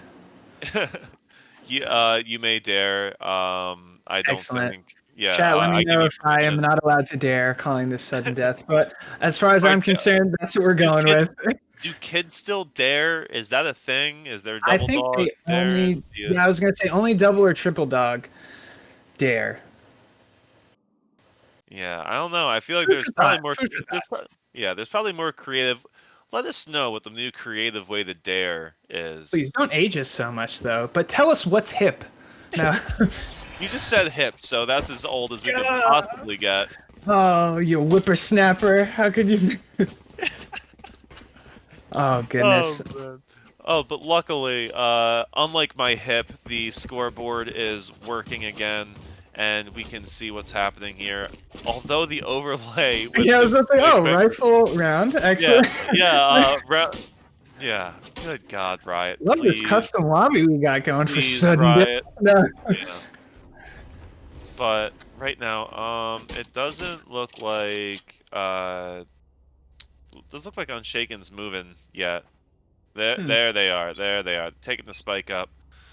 Now, one of the interesting parts of this map, in my opinion, is that B is almost better left unchecked on defense. It is so hard to defend, and you can get trapped inside so easily. But they are on the pistol round, so there's not a ton of resources that can be used to lock him in, but on so many other times, B is just an absolute meat grinder of a location to be stuck in. Yeah, and you can even see the 3 entries there that make it almost impossible for a single person to effectively defend that. So I agree with you on that wholeheartedly. Yeah, and right now there's still no actual damage being traded across. Just a few bullets and some very wary shoulder peeks. The spike is starting to make its way towards mid. There's 50 seconds left. Plenty of time to pick any direction, but they're looking for contact. Where is UT Dallas going to poke with the bomb here? Cover going out. Yakuza tries to blind through the wall, through the short A, but quick execute on the B. The advantage here being that there won't be a ton of utility for UBC Premier to retake with, so they get the spike down. are unfortunately in a 3v3 situation at the moment, but should be playing their position more strongly. They're being aggressive still with these peaks, but right now it is tough to get out of there. That is the thing. Once you are in that B site, you can't really get out without exposing yourself to significant danger. Right now the trades are coming through, and Cat getting a triple before getting stopped by Unshaken. Arnold starts trying to peek around. Not enough time on the spike to waste anything else. Unshaken with the triple to lock it down. Secures the pistol round for his team. 3 kills in the opening round here. Good way to start it off. Yeah, definitely leading the charge, saying, "Hey, you know, let's make some moves. Let's really show up." Yeah, and this is UT Dallas's map pick. So to see them win the first, to see them win the pistol round there, good sign. You like It's the to see that confidence you spawn? need, for sure. It's definitely the confidence you need to really, like, let's face it, like, it would be great to start a streak. I think both teams are thinking that, whether you're on defense or, you know, offense here. So let's see where it ends up. Peppering shots here. It really is UBC's round to steal away, as they're just gonna play cheeky corners, and yeah, Loosen up. Unshaken too smart for those shenanigans. Gonna take down Thursa. Knows exactly where to aim, and the spike's gonna come through. They can take the whole left side of the map if they want to, but UBC is actually reading this still pretty well. They do have the manpower over there. They just don't necessarily have the equipment. Hammer there has so many through there. Can't get so the many headshot down. chances. Adolfo, a second lease on life. I think he had so many shots there and didn't connect. Yeah, unfortunately not. And, well, Cat takes the ult orb there. Shorty in hand, unfortunately, doesn't really have much of an effect on the direction the rest of this round's going to go, as the spike gets planted on B. And Ouch. yeah, Cat Poking left out the Arnold slink there. around. Yeah, not going to have much going on here. Oh man. It's the second round. They have to take that one on the chin. They'll be able to buy next round, but you definitely want to see, hopefully like 2 or 3 kills to keep the economy a little bit more honest and in check. Yeah, I would Oh, say you definitely don't want a 4-1 late. here, but you know, Too very late early for on. the Ninja. A little too late for the Ninja, but at least forces the death onto Yakuza. Yeah, I like where his head's at. I absolutely respect the hell out of that sort of play. I wish he had gone in, a little bit sooner, but just tiny bit sooner. But that's easy to say as the spectator and in retrospect. So I'll keep my 2020 vision to myself here in 2020, the worst year that's ever existed ever. it came in the best year for Collegiate Valorant though. So as far as I'm concerned, this is a win-win. 2020, the year of promo gaming. There we go. Taking over the world, and we'll see where the spike will be taking over as we head into the third round, as the attackers lead with a 2-0 advantage, but finally the first gun round, so we should see a more even keel battle taking place across this 3-site map. First damage being spread across the one character who can heal herself. So we'll see if that really matters much in the long run, but we'll see the bomb bots start heading through, clearing the B to C connector. Bolts will be popped. Cat will go out for info. Spots out the Sage, and oh no, the Hammer goes back to the closet. Spike's going to start making its way towards mid. Cat, unfortunately, peeks without their gun ready. And it's just going to be kill after kill for the attackers here. Yeah, now they're just moving through, trying to clear B at this point. Yeah, that's a little rough now, as UT Dallas picking the hard target, but having a lot of success with it. And Eclipse and Arnold are going to get 2 important kills to give themselves a chance, but it's still a 2-on-3 situation with the spike down. The clock is ticking. I almost flipped some leathers there and said some really weird stuff, my dude. Oh yeah, Oh no. Up, even with the wall up, yeah, that's not going to be enough. They'll get the information. I would say that was a good ballsy there on that. Just that single wall, though, to block you from, at least 2 people behind there. Yeah, they get some information and trade out, make it a little bit more expensive, but it does not save the round, unfortunately. And UBC is going to find themselves down 3 rounds now. I like the chances that are being taken, though, because at the same time, one could say, like, oh, no one would do something like that, but he did it. And, obviously, if you play your game, that's an easy kill. But for someone who's double, triple checking every movement, especially on the final map, that saves a round. So, I like the chances that are being taken. I want to see more of these, from both teams. Notice that UT Dallas, despite winning 3 in a row, aren't super rich at the moment. UBC is keeping them in check and forcing them into either really close rounds or hunting down or like getting them when they're going for after. Oh, Dursa with the nice shotgun close range gets dropped by Unshaken, but not before one of the other defenders gets dropped across the map. And oh no, I think his head just disappeared. Honestly, I don't know how I don't know where it went. Cola brings a friend back from the dead though. Minutes still left, plenty of time for the spike to be planted. And they're just going to rush onto C, storming that connector area. Adolfo plants.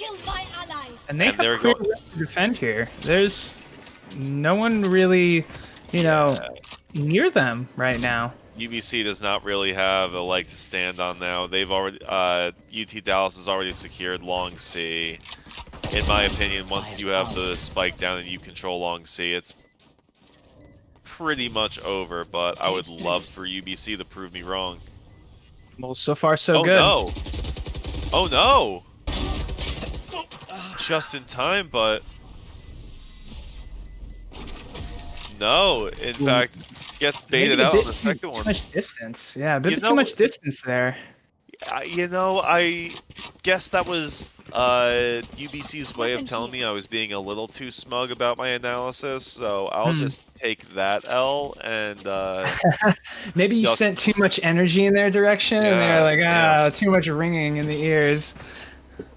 Yeah, they just got like an itch on the back of their neck and they're like, I need to frag now because some idiot said we're gonna lose this round.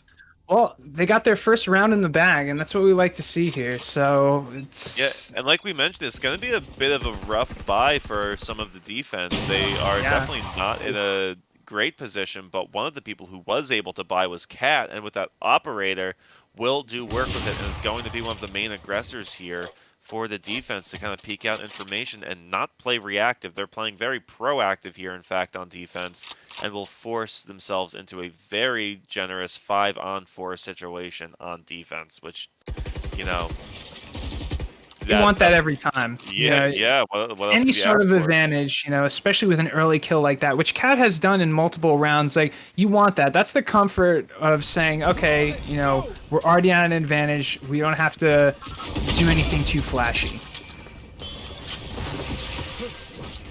Yeah, and speaking of flashy, Lamb will throw one in there and doesn't get too much information with his run it back, but Adolfo will still make his way alongside the spike. Unshaken though, massive double before dropping the spike down, and now that information giving away where the final defender is. Cat exposed, absolutely spotlit right now, and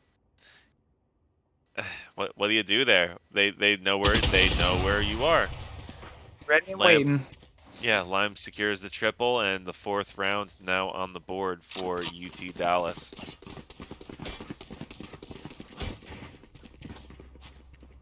I feel like we need to see Hemmer wake up a bit.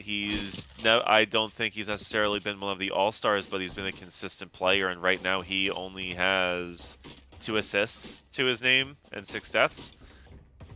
We need to see something switch up because it can't just be Arnold. Yeah, I agree. I agree, and especially I think something that's kind of underrated here that isn't real noticed is you have 3 potential plant sites now, and I think that changes up all of the dynamics from defending with 3 as opposed to defending with 2 or 1 at certain points. That's a huge switch. Yeah, you tend to see a lot of teams either give up B, but also you can see how quick the rotations between B to C and B to A are, but A to C is just rough. So Yeah. knowing how to spread those resources out is massive.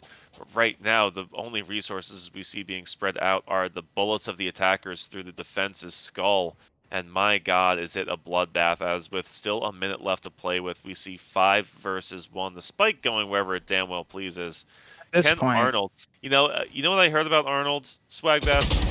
That he's a what? TA. Just tell me. He's a TA only in his second year of university. Get Recipient out of of the here. Trek Scholarship 2 years in a row. 95% average GPA in computer engineering.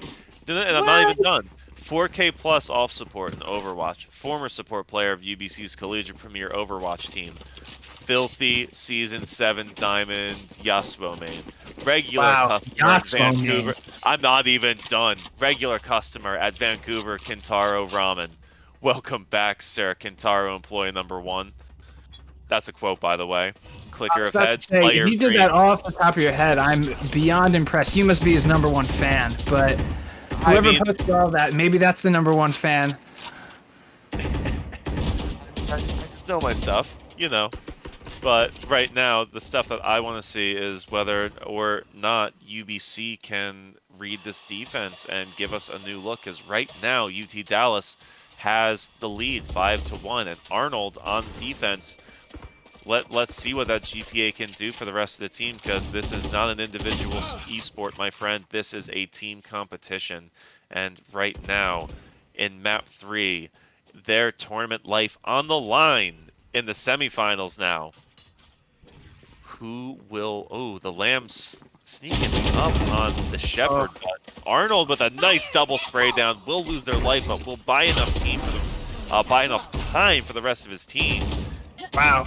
So many explosives going off here, right? Like at that point, once you have all the knowledge, let's just throw all the artillery into the face there. Absolutely. Yeah, they have the info for it, and only 2 players remaining for UBC, but that was all they needed, and they finally secured another round, start stabilizing a bit, bring it back to the 5 now. Slightly more reasonable, and now they can start, if they win this one, we'll see UT Dallas's economy in a bit of shambles. I'm sorry, I'm reading Twitch chat, and it's gold. It's quite entertaining. We thank all of our viewers for all of your input and the time you spent with us here. You make it real fun, and we're glad to be here and doing this. Unfortunately, Arnold's not, despite being the object of many of your affection, is also the object of the object of being a target for bullets, and dies real early on this round. Oh no, Cat and Hammer spreading the love across the map. It's gonna be a 3-on-3 with the spike on C. 1 minute left. Hellfire's gonna come in, but not enough, not early enough to stop the bomb. What a pretty sight. Just flames, pillars. You gotta love it. Yeah, you do, but unfortunately, just not the right timing, and we're gonna see Yakuza move around. Ooh, Oh. red. He was red like a book there. Yeah, that's a slight waste, but that's a lot of info. That's a lot of info in a very crucial round at the moment. And Dolphin's going to peek out, but Eclipse gets the better of him, gets the defuse, and look how little health is left. That's a heartbreaker. Look at that. That's probably a collective 40 health between the 2 of them. Eco only Good use of resources. Good use of resources, including the health. Like really, not that I'm saying they're throwing their bodies in front of each other, but definitely noting, what kind of plays they can do, and that, I'm just gonna say that's calculated. That's. You know what? I just have to say about Eclipse. You know what I heard about Eclipse, Swagbath? Tell me what you heard about Eclipse. Eclipse is the former captain of UBC's Collegiate Overwatch team. What? Get out of here. 4K hit scan DPS and flex support main. I'm talking 4K's a McCree, big I'm number. talking Zenyatta, I'm talking Tracer. Oh Former my dedicated gosh. flanker on the Oh UBC my gosh. PUBG team. First international collegiate PUBG team, mind you. Former #1 box fighter of UBC Fortnite team. And Wow. and the only game that actually matters, former AWPer of the UBC CSGO Div 1 team. So currently in med school at UBC. Shout out to all of the medical professionals and other Yes, we thank frontline you. responders. You are all the real MVPs, regardless of what happens on the server. So thank y'all. Yes, thank you very, very And much. thank you, the viewers, for tuning in with us to watch some Valorant right now. Yeah. And right now, UBC is trying to tune into the push on A now as the spike makes its way in, but so many of the defensive resources are just evenly spread across the map. They might not be able to respond in time to this push as Yakuza tries to go right through the cage, but hesitates a bit, doesn't want to fully commit to this, but that's a huge dart. Spike will go down, but defense in great position to retake. Plenty of resources left with Lamb. Here's it coming through. Hot hands. But will that aim be hot? No. Lamb falls to Dursa. Unfortunately, this retake going in the favor of UBC right now. This is good. They need this round. This is a big round for them. I know it's still early on, but you want to be closer to even than being down more, and there you go. Eclipse getting a big spray down there will buy more than enough time for the defuse to come in. Yeah, that's some good team play. That's just a textbook retake. Yeah, and if you look there, just from the stats, it's pretty evenly distributed. Even Hemmer is starting to slowly come back here, where they're really all pulling their weight. As opposed to the difference you can see where you have Unshaken at the top with 12, and then the lowest being 4 kills. So, no one's... And those last 4 kills being in those last few rounds, those are high impact kills, and that's exactly what we're talking about. Hemmer wakes up, and that's just that extra push that the team needs. Everyone just needs to do a little bit more. No one needs to be an all-star, but it just needs to be a little tighter, and then suddenly here we are in a 4v5. Yeah, and probably the closest map we've had so far, score-wise. Yeah, especially this early on, just going back and forth. No one necessarily getting a streak happening yet. Oof. Oh my god, there's so much utility, so many ults being used, and with a minute left, we're in a 3v4 situation. So, oh no, not great for UT Dallas, as now Lamb is the last one alive and will try to avoid the slaughter. Takes down Hemmer to begin with, but otherwise, 2 targets left and 4 HP to work with. No utility to self-heal, and will need to do more than die, but unfortunately Matt, making it not known. enough. Making it known he will annihilate you if you peek. So, like we were saying before, everyone playing their part, doing exactly what they were supposed to do, from Hemmer to Cat to Eclipse. There we go. I did it. I said the word. But really, it's nice to see UBC even it up. Really nice to see it. So I'm hoping Truly that map 3. Like, seriously, how much closer map 3 in a best of 3? Ooh, we're gonna see some early op aggression here. Lamb's not looking in the right direction. Cat's gonna take advantage of it. Punishes that avarice, hubris, I should say. They don't respect the short A push, and they pay for it in spades. And right now, oh no, Yakuza though doesn't fear anything. Should fear Eclipse, as we've already listed his accolades. But the spike is making its way towards A regardless, but will Eclipse be able to do enough? With a 3K, we know why there's practically guy could open his own restaurant with the amount of copy pasta the kids have for him. You love to see it, and that's just 6 rounds now. Taking the lead. They've just went on a 5-round streak now to say, hey, no, we're here too. Yeah, and if you look there, like I know I keep referencing the kills there, but Arnold and Eclipse, they basically pushed up the bottom of 3 and said, listen, we'll do our thing, you 3 do your thing, and we're gonna win these rounds, and it shows from top to bottom in what they're doing. Cat basically deleting the first person right off the bat consistently. Seeing a lot of wallbangs going on now, and Unshaken with the first blood onto Dursa.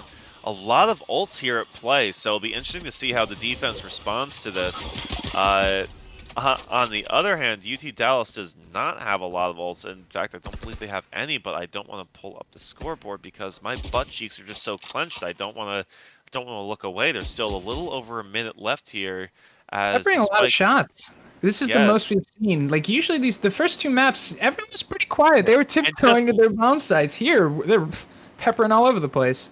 just look at that Pharah positioning in the short B connector. That could change the whole course of the round, depending on whether. Oh no, oh yeah, Unshaken unfortunately gets taken down early, and the defense isn't even gonna rotate based off of that, which is would have been best case scenario. And that's a solid shot from Cat.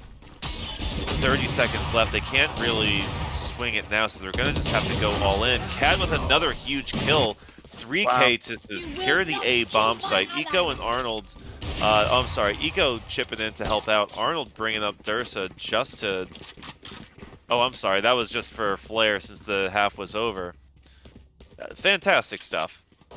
Yeah, and I think that they need to respect Cat's ability here. I think it's already been a few rounds now that UT Dallas, you know, they know where Cat is, and they still come around the corner and the same thing happens. I think that's essentially madness by definition, but it's cost them a few rounds, you know, like especially being up a 5, you know, being up a lot. It was a 5-zip, you know.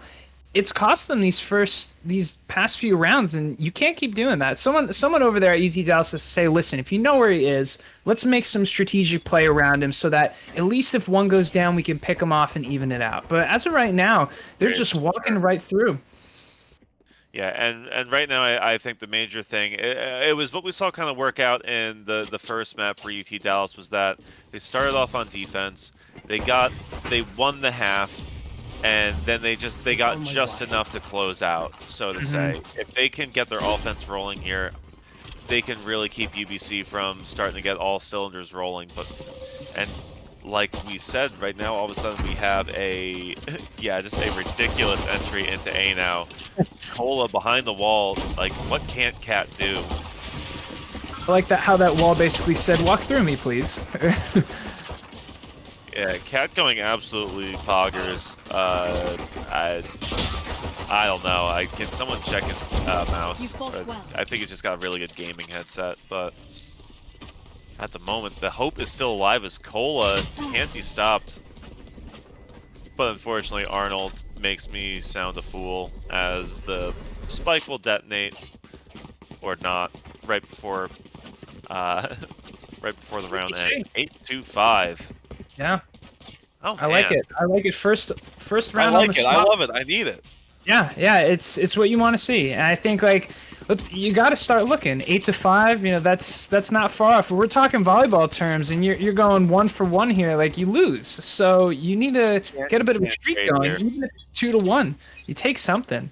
So this is the moment. Not when it's 10-4 or 10-5. Like now, this is your moment. It's a game of streaks, and right now, defense needs to really dig their heels in and, you know, draw some blood from stone. But that's what's got to happen. And right now, looks like they'll try to play for a retake onto the C site. They see that they unfortunately gambled poorly, and that's kind of all you can do with this sort of buy. They're only on an eco round. They are just trying to play cheeky, so unfortunately they have to deal with five players here in the post plant, but you know they haven't really had to put too much into this round, so anything they gain is a bonus. And ooh, so far so clean, and yeah, that's, oh no, oh my. That's a flawless round. We could literally just, if we could take that round and just put that as a YouTube video under the promo gaming channel and just be like, how to play Valorant good, with exactly that title. You don't even need it. You can mute it if you want. Like that was just textbook. There's not even anything I can add. And I like how you know, both teams, but I am going to shout out UBC is making use of this 3-point plant map. It was so difficult to say slowly, but I really think that they're making use of every corridor and hallway that's available to them, really keeping UT Dallas on their toes. Well, UT Dallas has forced, even though it's still early in their half, when UBC was on offense, even the rounds they were able to win, it's about forcing the defense to spread their resources across the way. There's 3 points that they have to respect there, and if you can pull the strings appropriately, you can land where you want.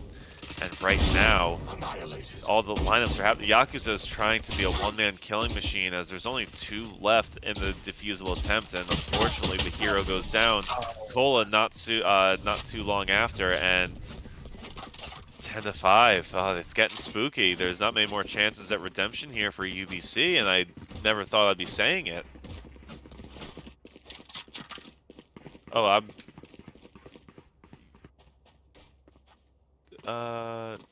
yeah, Jesus. No, I'm sorry. UBC is, yeah, I'm sorry. UBC is in the lead here, 10-5. There's not many more chances left for, damn bug scoreboard. Hey, it's 11:30 here on the East Coast, so, I feel you, man. I feel that same thing, and yeah. That's just my excuse for my last 2 working brain cells, but despite how late it may be for me here, there is still another best of 3 happening after this, so if you're enjoying this-ish right here, stay tuned, because there's another one coming tonight. So stay around, stay hyped, keep watching, because not only is there more left of this best of 3 as we conclude, there is a whole nother one right after. Oh, and here goes the fuse. Will they get anything from it? Unfortunately not, but Dursa uses the gun instead. Gets traded out by Adolfo. Good pistol usage, but Cat evens the odds again. 3-2 now in the attacker's favor.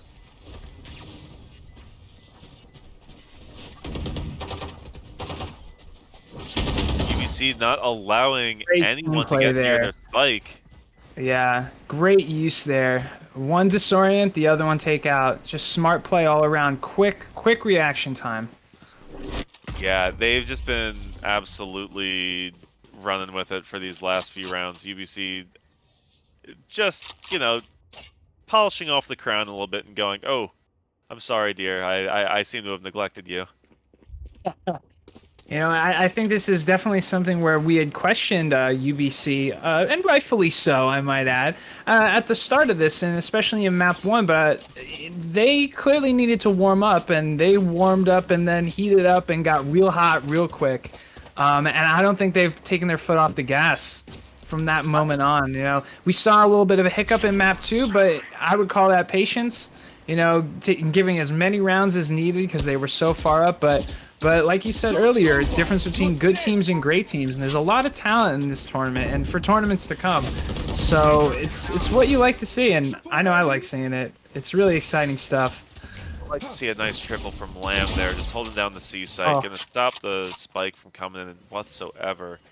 And yeah, like you said, the sort of competition that we're seeing right now, it's, you know, this is a game between the 1st and 4th seed, and it is absolutely cutthroat. So I can't even imagine how next game is going to go, how tomorrow's finals are going to go, when the skill level that we're seeing from the players in this bracket it's just fantastic.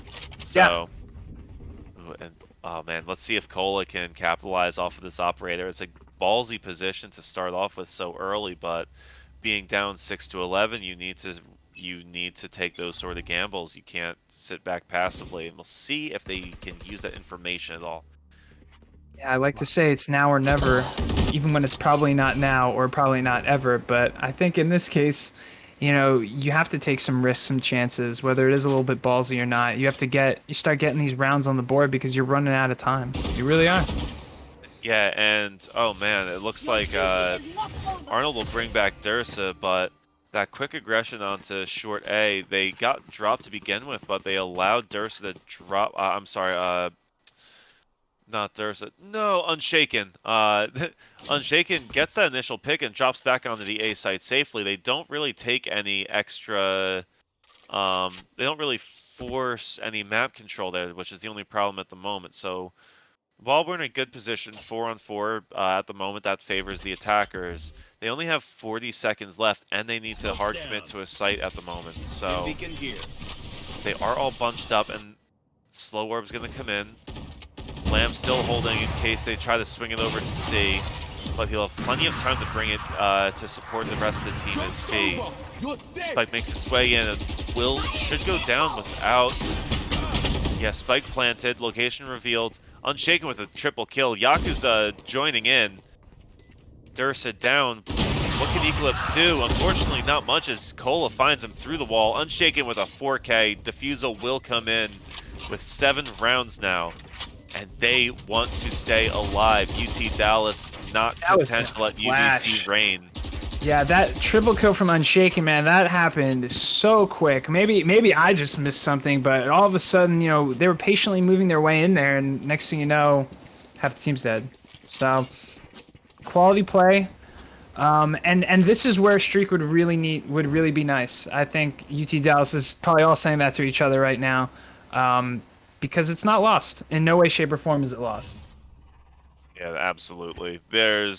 With how streaky this game is, with 2 or 3 rounds left to work with, that's plenty of wiggle room. Cola using the operator, yeah. Own medicine there. That's like his play. What?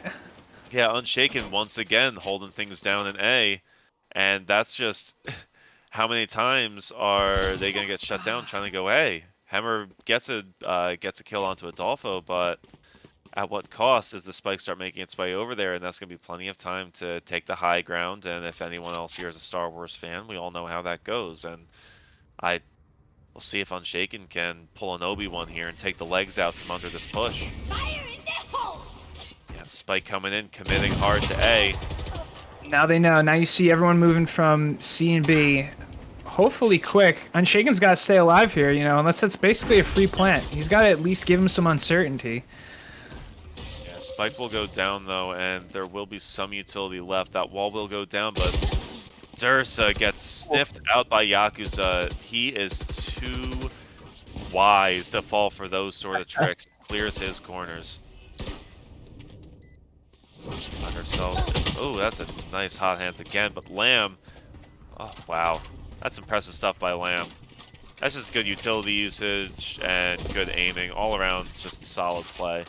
And my lord, I wouldn't see how many kills he had right now, because I feel like it's a lot. But or at least it's clockwork, you know. He definitely has a nice rotation where he plays out anyone who he knows is around any corner, essentially. So it's great use of Phoenix. And keep in mind that the 2 players that we can see at the moment, Cat and Unshaken, are both at 18 and 19 kills. Once again, we're seeing another game where it's just 2 crazily evenly prepared teams. Oh, and that's smart. Picks up the operator, but drops an assault rifle for himself so that after the initial peak, he can still fall back and do whatever he needs to do there. So that's a nice heads-up usage of Valorant's unique buying system. See the bomb bot heads out to sniff things out in short A, but will drop back quickly. The Spike not deciding to go in too early. Cat keeping an eye on things as the rest of the team exits out.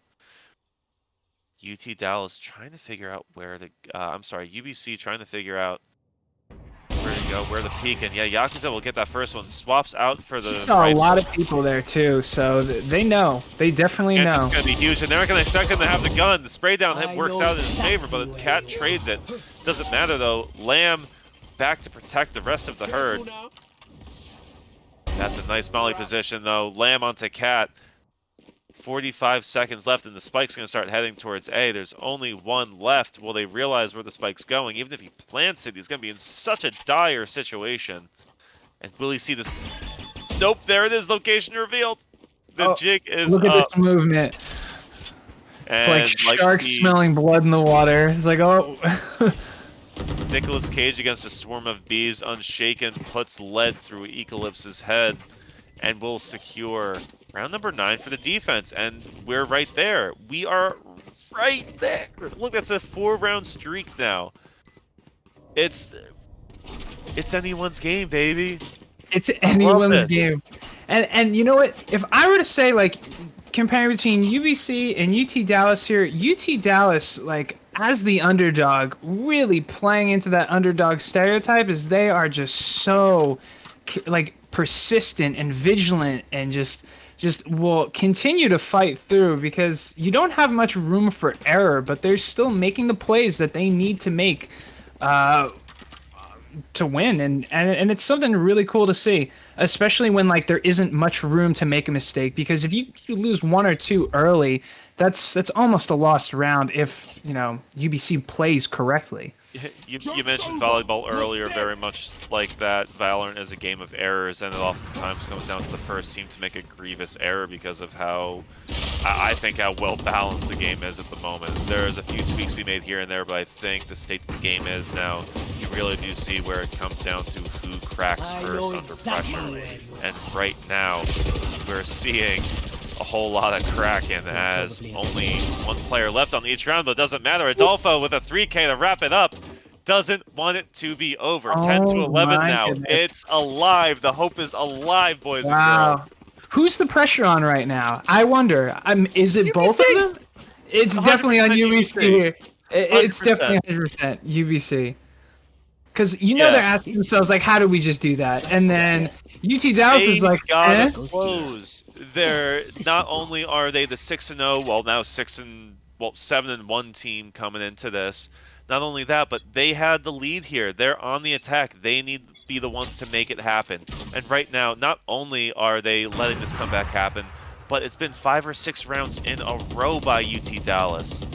And you know what? We saw in map 2, like, they were rested on their laurels a bit. They do not have that same luxury here. No, there's no time for that. They've got to have a fire under their butts at the moment right now. They need to close, and that's a great flash, but unfortunately runs out of time. But not before Lamb takes down one of the attackers, and that's going to be... Oh, that's a big spray. Can't make more of it than a single kill. Oh, man, that could have been... That could have been massive, but unfortunately not enough. I'm gonna say that right to now. be allowed to go down.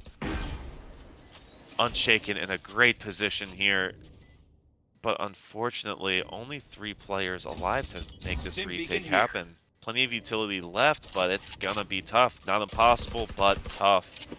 Adolfo with the first. Clearing their corners, making their way in, but C-Long is gonna be a problem. Doesn't matter though, at least they take down Hemmer. Make the res just to make it easy enough just in case, and that's going to be 11-11 now. It's happening. We're watching it before our very eyes. Before our very eyes, we're seeing something beautiful here. Really, just clean, consistent play. Yeah, I'm loving it. This is Ba-da-ba-ba-ba. yeah. Can we get a sponsorship for some fast food so I Please. can get a goddamn burger during Hang the on, break? That'd be sick. I would love to like a free burger. Maybe just some fries. A 4-piece. I'll yeah. settle for 4-piece nuggets. Before any shoutcast, fresh fries, yeah, absolutely. Sweet and sour Sign me sauce. up. Let me dip that in. Every sauce. I'll take one of each. I'm gluttonous. I don't care. I don't know. They're pretty strict with the sauces that they give out. It's pretty ridiculous if you ask me. Like Speaking of what the happened sauce to like here, speaking of the sauce. I wish I had a great follow-up. So I'll take it away. The only sauce going on now is the one that Swagbats here is wiping off his face after that rough transition. But we can see the spike. I ain't even gonna deny that. But we can see the spike make its way towards C. All hands on deck as that flash comes in, completely blinds Yakuza as Cat gets the important but Lamb undeterred. 3K, 4K, line him up, knock him down. Only one player left now to grab the spike and make anything of it. Oh, and man. Lamb still has the ult. Who is this guy? Who is this guy? Throws salt on the wound, 12-11. Oh UT Dallas is gosh. now on match point. Not map point, match man. point, baby. I'm They won the sweating first. and I'm not even playing. Oh my gosh. Oh my god, yeah, this is fantastic, and you know what? UBC has to buy in with any amount of credits that they have, and we're going to see some Bulldogs, we're going to see some Spectres. This is not a full buy here for our reigning champions who look like they might have to give up the throne. And just for everyone watching, we're on the new OT, so it's you win by 2. If you didn't So if I it, know. So like we mentioned before this match started, there's always a lot of new stuff going on in Valorant, and meta's hardly hardly solidified, and not only that, the competitive rules are hardly solidified. So we'll see how that turns out, if it's even necessary, because it looks like UT Dallas are on just a crusade to take this series. Yeah, everyone's tiptoeing right now. Going to Alright, we'll see Omen ult back across the sea, gets out of there. Eclipse wins against the Cypher on Cypher duel on Adolfo. The cage not enough, but Unshaken holds it down. 2K to start off, once again showing reliably what he can do, but Dursa returns the favor with an ult. Massive usage, that's when it needs to come out. Those are the exact rounds. Gets both, punishes the ult, takes down the healer. Yakuza now comes in, bullets flying. This just turned into a terrible situation for Cat. What can she even do here? 3K for Cola. Wow. The DPU's coming in. UT Dallas, my word. Oh man. Wins the first map, despite losing the second, stabilizes, and brings it back in the third map in a massive comeback. 1, 2, 3, 4. What was that 7 rounds in a row? What 7 rounds in a perseverance. row? Unbelievable team play. Unbelievable. Mental fortitude, baby. You've got to feel so Unreal. good if you're that. You've got to feel like so. You've got to just feel like an absolute rock right now to come back I and pull sense that the off. rivalry right here. They are not going to forget this. They are not going to forget this loss easily. So I can't wait till these teams meet again. But wow, that hurts. Yeah, a phenomenal performance by both teams, Oh yeah. and not UBC did not give that to UT Dallas. UT Dallas earned that win, and it just goes to show you just how neck and neck these teams are in the promo gaming bracket. We do have the next series start time will be at 9 p.m. PST, so stay tuned for that because I'm sure it will be just as heated. And oh my God, I seriously, what about like, what a team victory. Yeah. Like you could look at the scoreboard. Well, if you saw the scoreboard up there, it was just something great. It was something so well executed on I don't even want to say a hope and a dream. But it looks like we are. We're gonna have Lamb joining us to talk to us about some of the things that happened. Hey, Lamb, Yeah. congratulations on that win. Thank you. It's the biggest some- one. Yeah, it's crazy. That was some great stuff. Yeah. Thank you. As the underdogs coming into this match, what was your team mentality like, especially taking such a convincing map 1? Yeah, after we took map 1, we were like, we needed to win map 2, but their map 2 was really strong, their attacking side. So our mental, we had to focus on their map, and we won out, yeah. Yeah, so not only taking map 1, but the whole series, you took down UBC Premier. They've terrorized the circuit up until this point. How's that feel? Feels great. My heart's pumping. Great. I think that's pumping for all of us, really. Speechless. Those last 7 rounds. Yeah, that's crazy. We won back-to-back 7 rounds straight, right? Yeah. Crazy. During that comeback, what was the key to success? What was going on in your team that just allowed you to just play so consistently to wrap that up? My trust in my teammates and our comms were amazing, so it allowed me to get that ace on C site, you know. Yeah, that was some really good stuff, and I mean, there's plenty of Twitch chat, Twitch chat comments about all of the plays that were going on. You throughout all the games, not only just that moment, especially our own production. I'm Ben. Anything you have in particular to say to those people rooting you on through this fantastic victory? To my fans out there, I would like to say thank you and shout out to Michelle. Hey, Awesome. Michelle. Yeah. Well, thank you so much for your time. It was great to be able to talk to you. So we appreciate you not only showing up on the server, but showing up here in the post-game interview. And best of luck tomorrow. All right. Thank you so much. Thank you. All right, so like we mentioned, there's going to be another best of 3 coming up shortly, so stay tuned. I was Keymix. This is my buddy Swagbats, and it was a pleasure for us to walk you through and experience this fantastic best of 3. And It's Yeah, only the beginning, so that stay was some tuned, great hang stuff. around. Yeah, don't go anywhere, guys. Another great game coming up. All right, see you soon.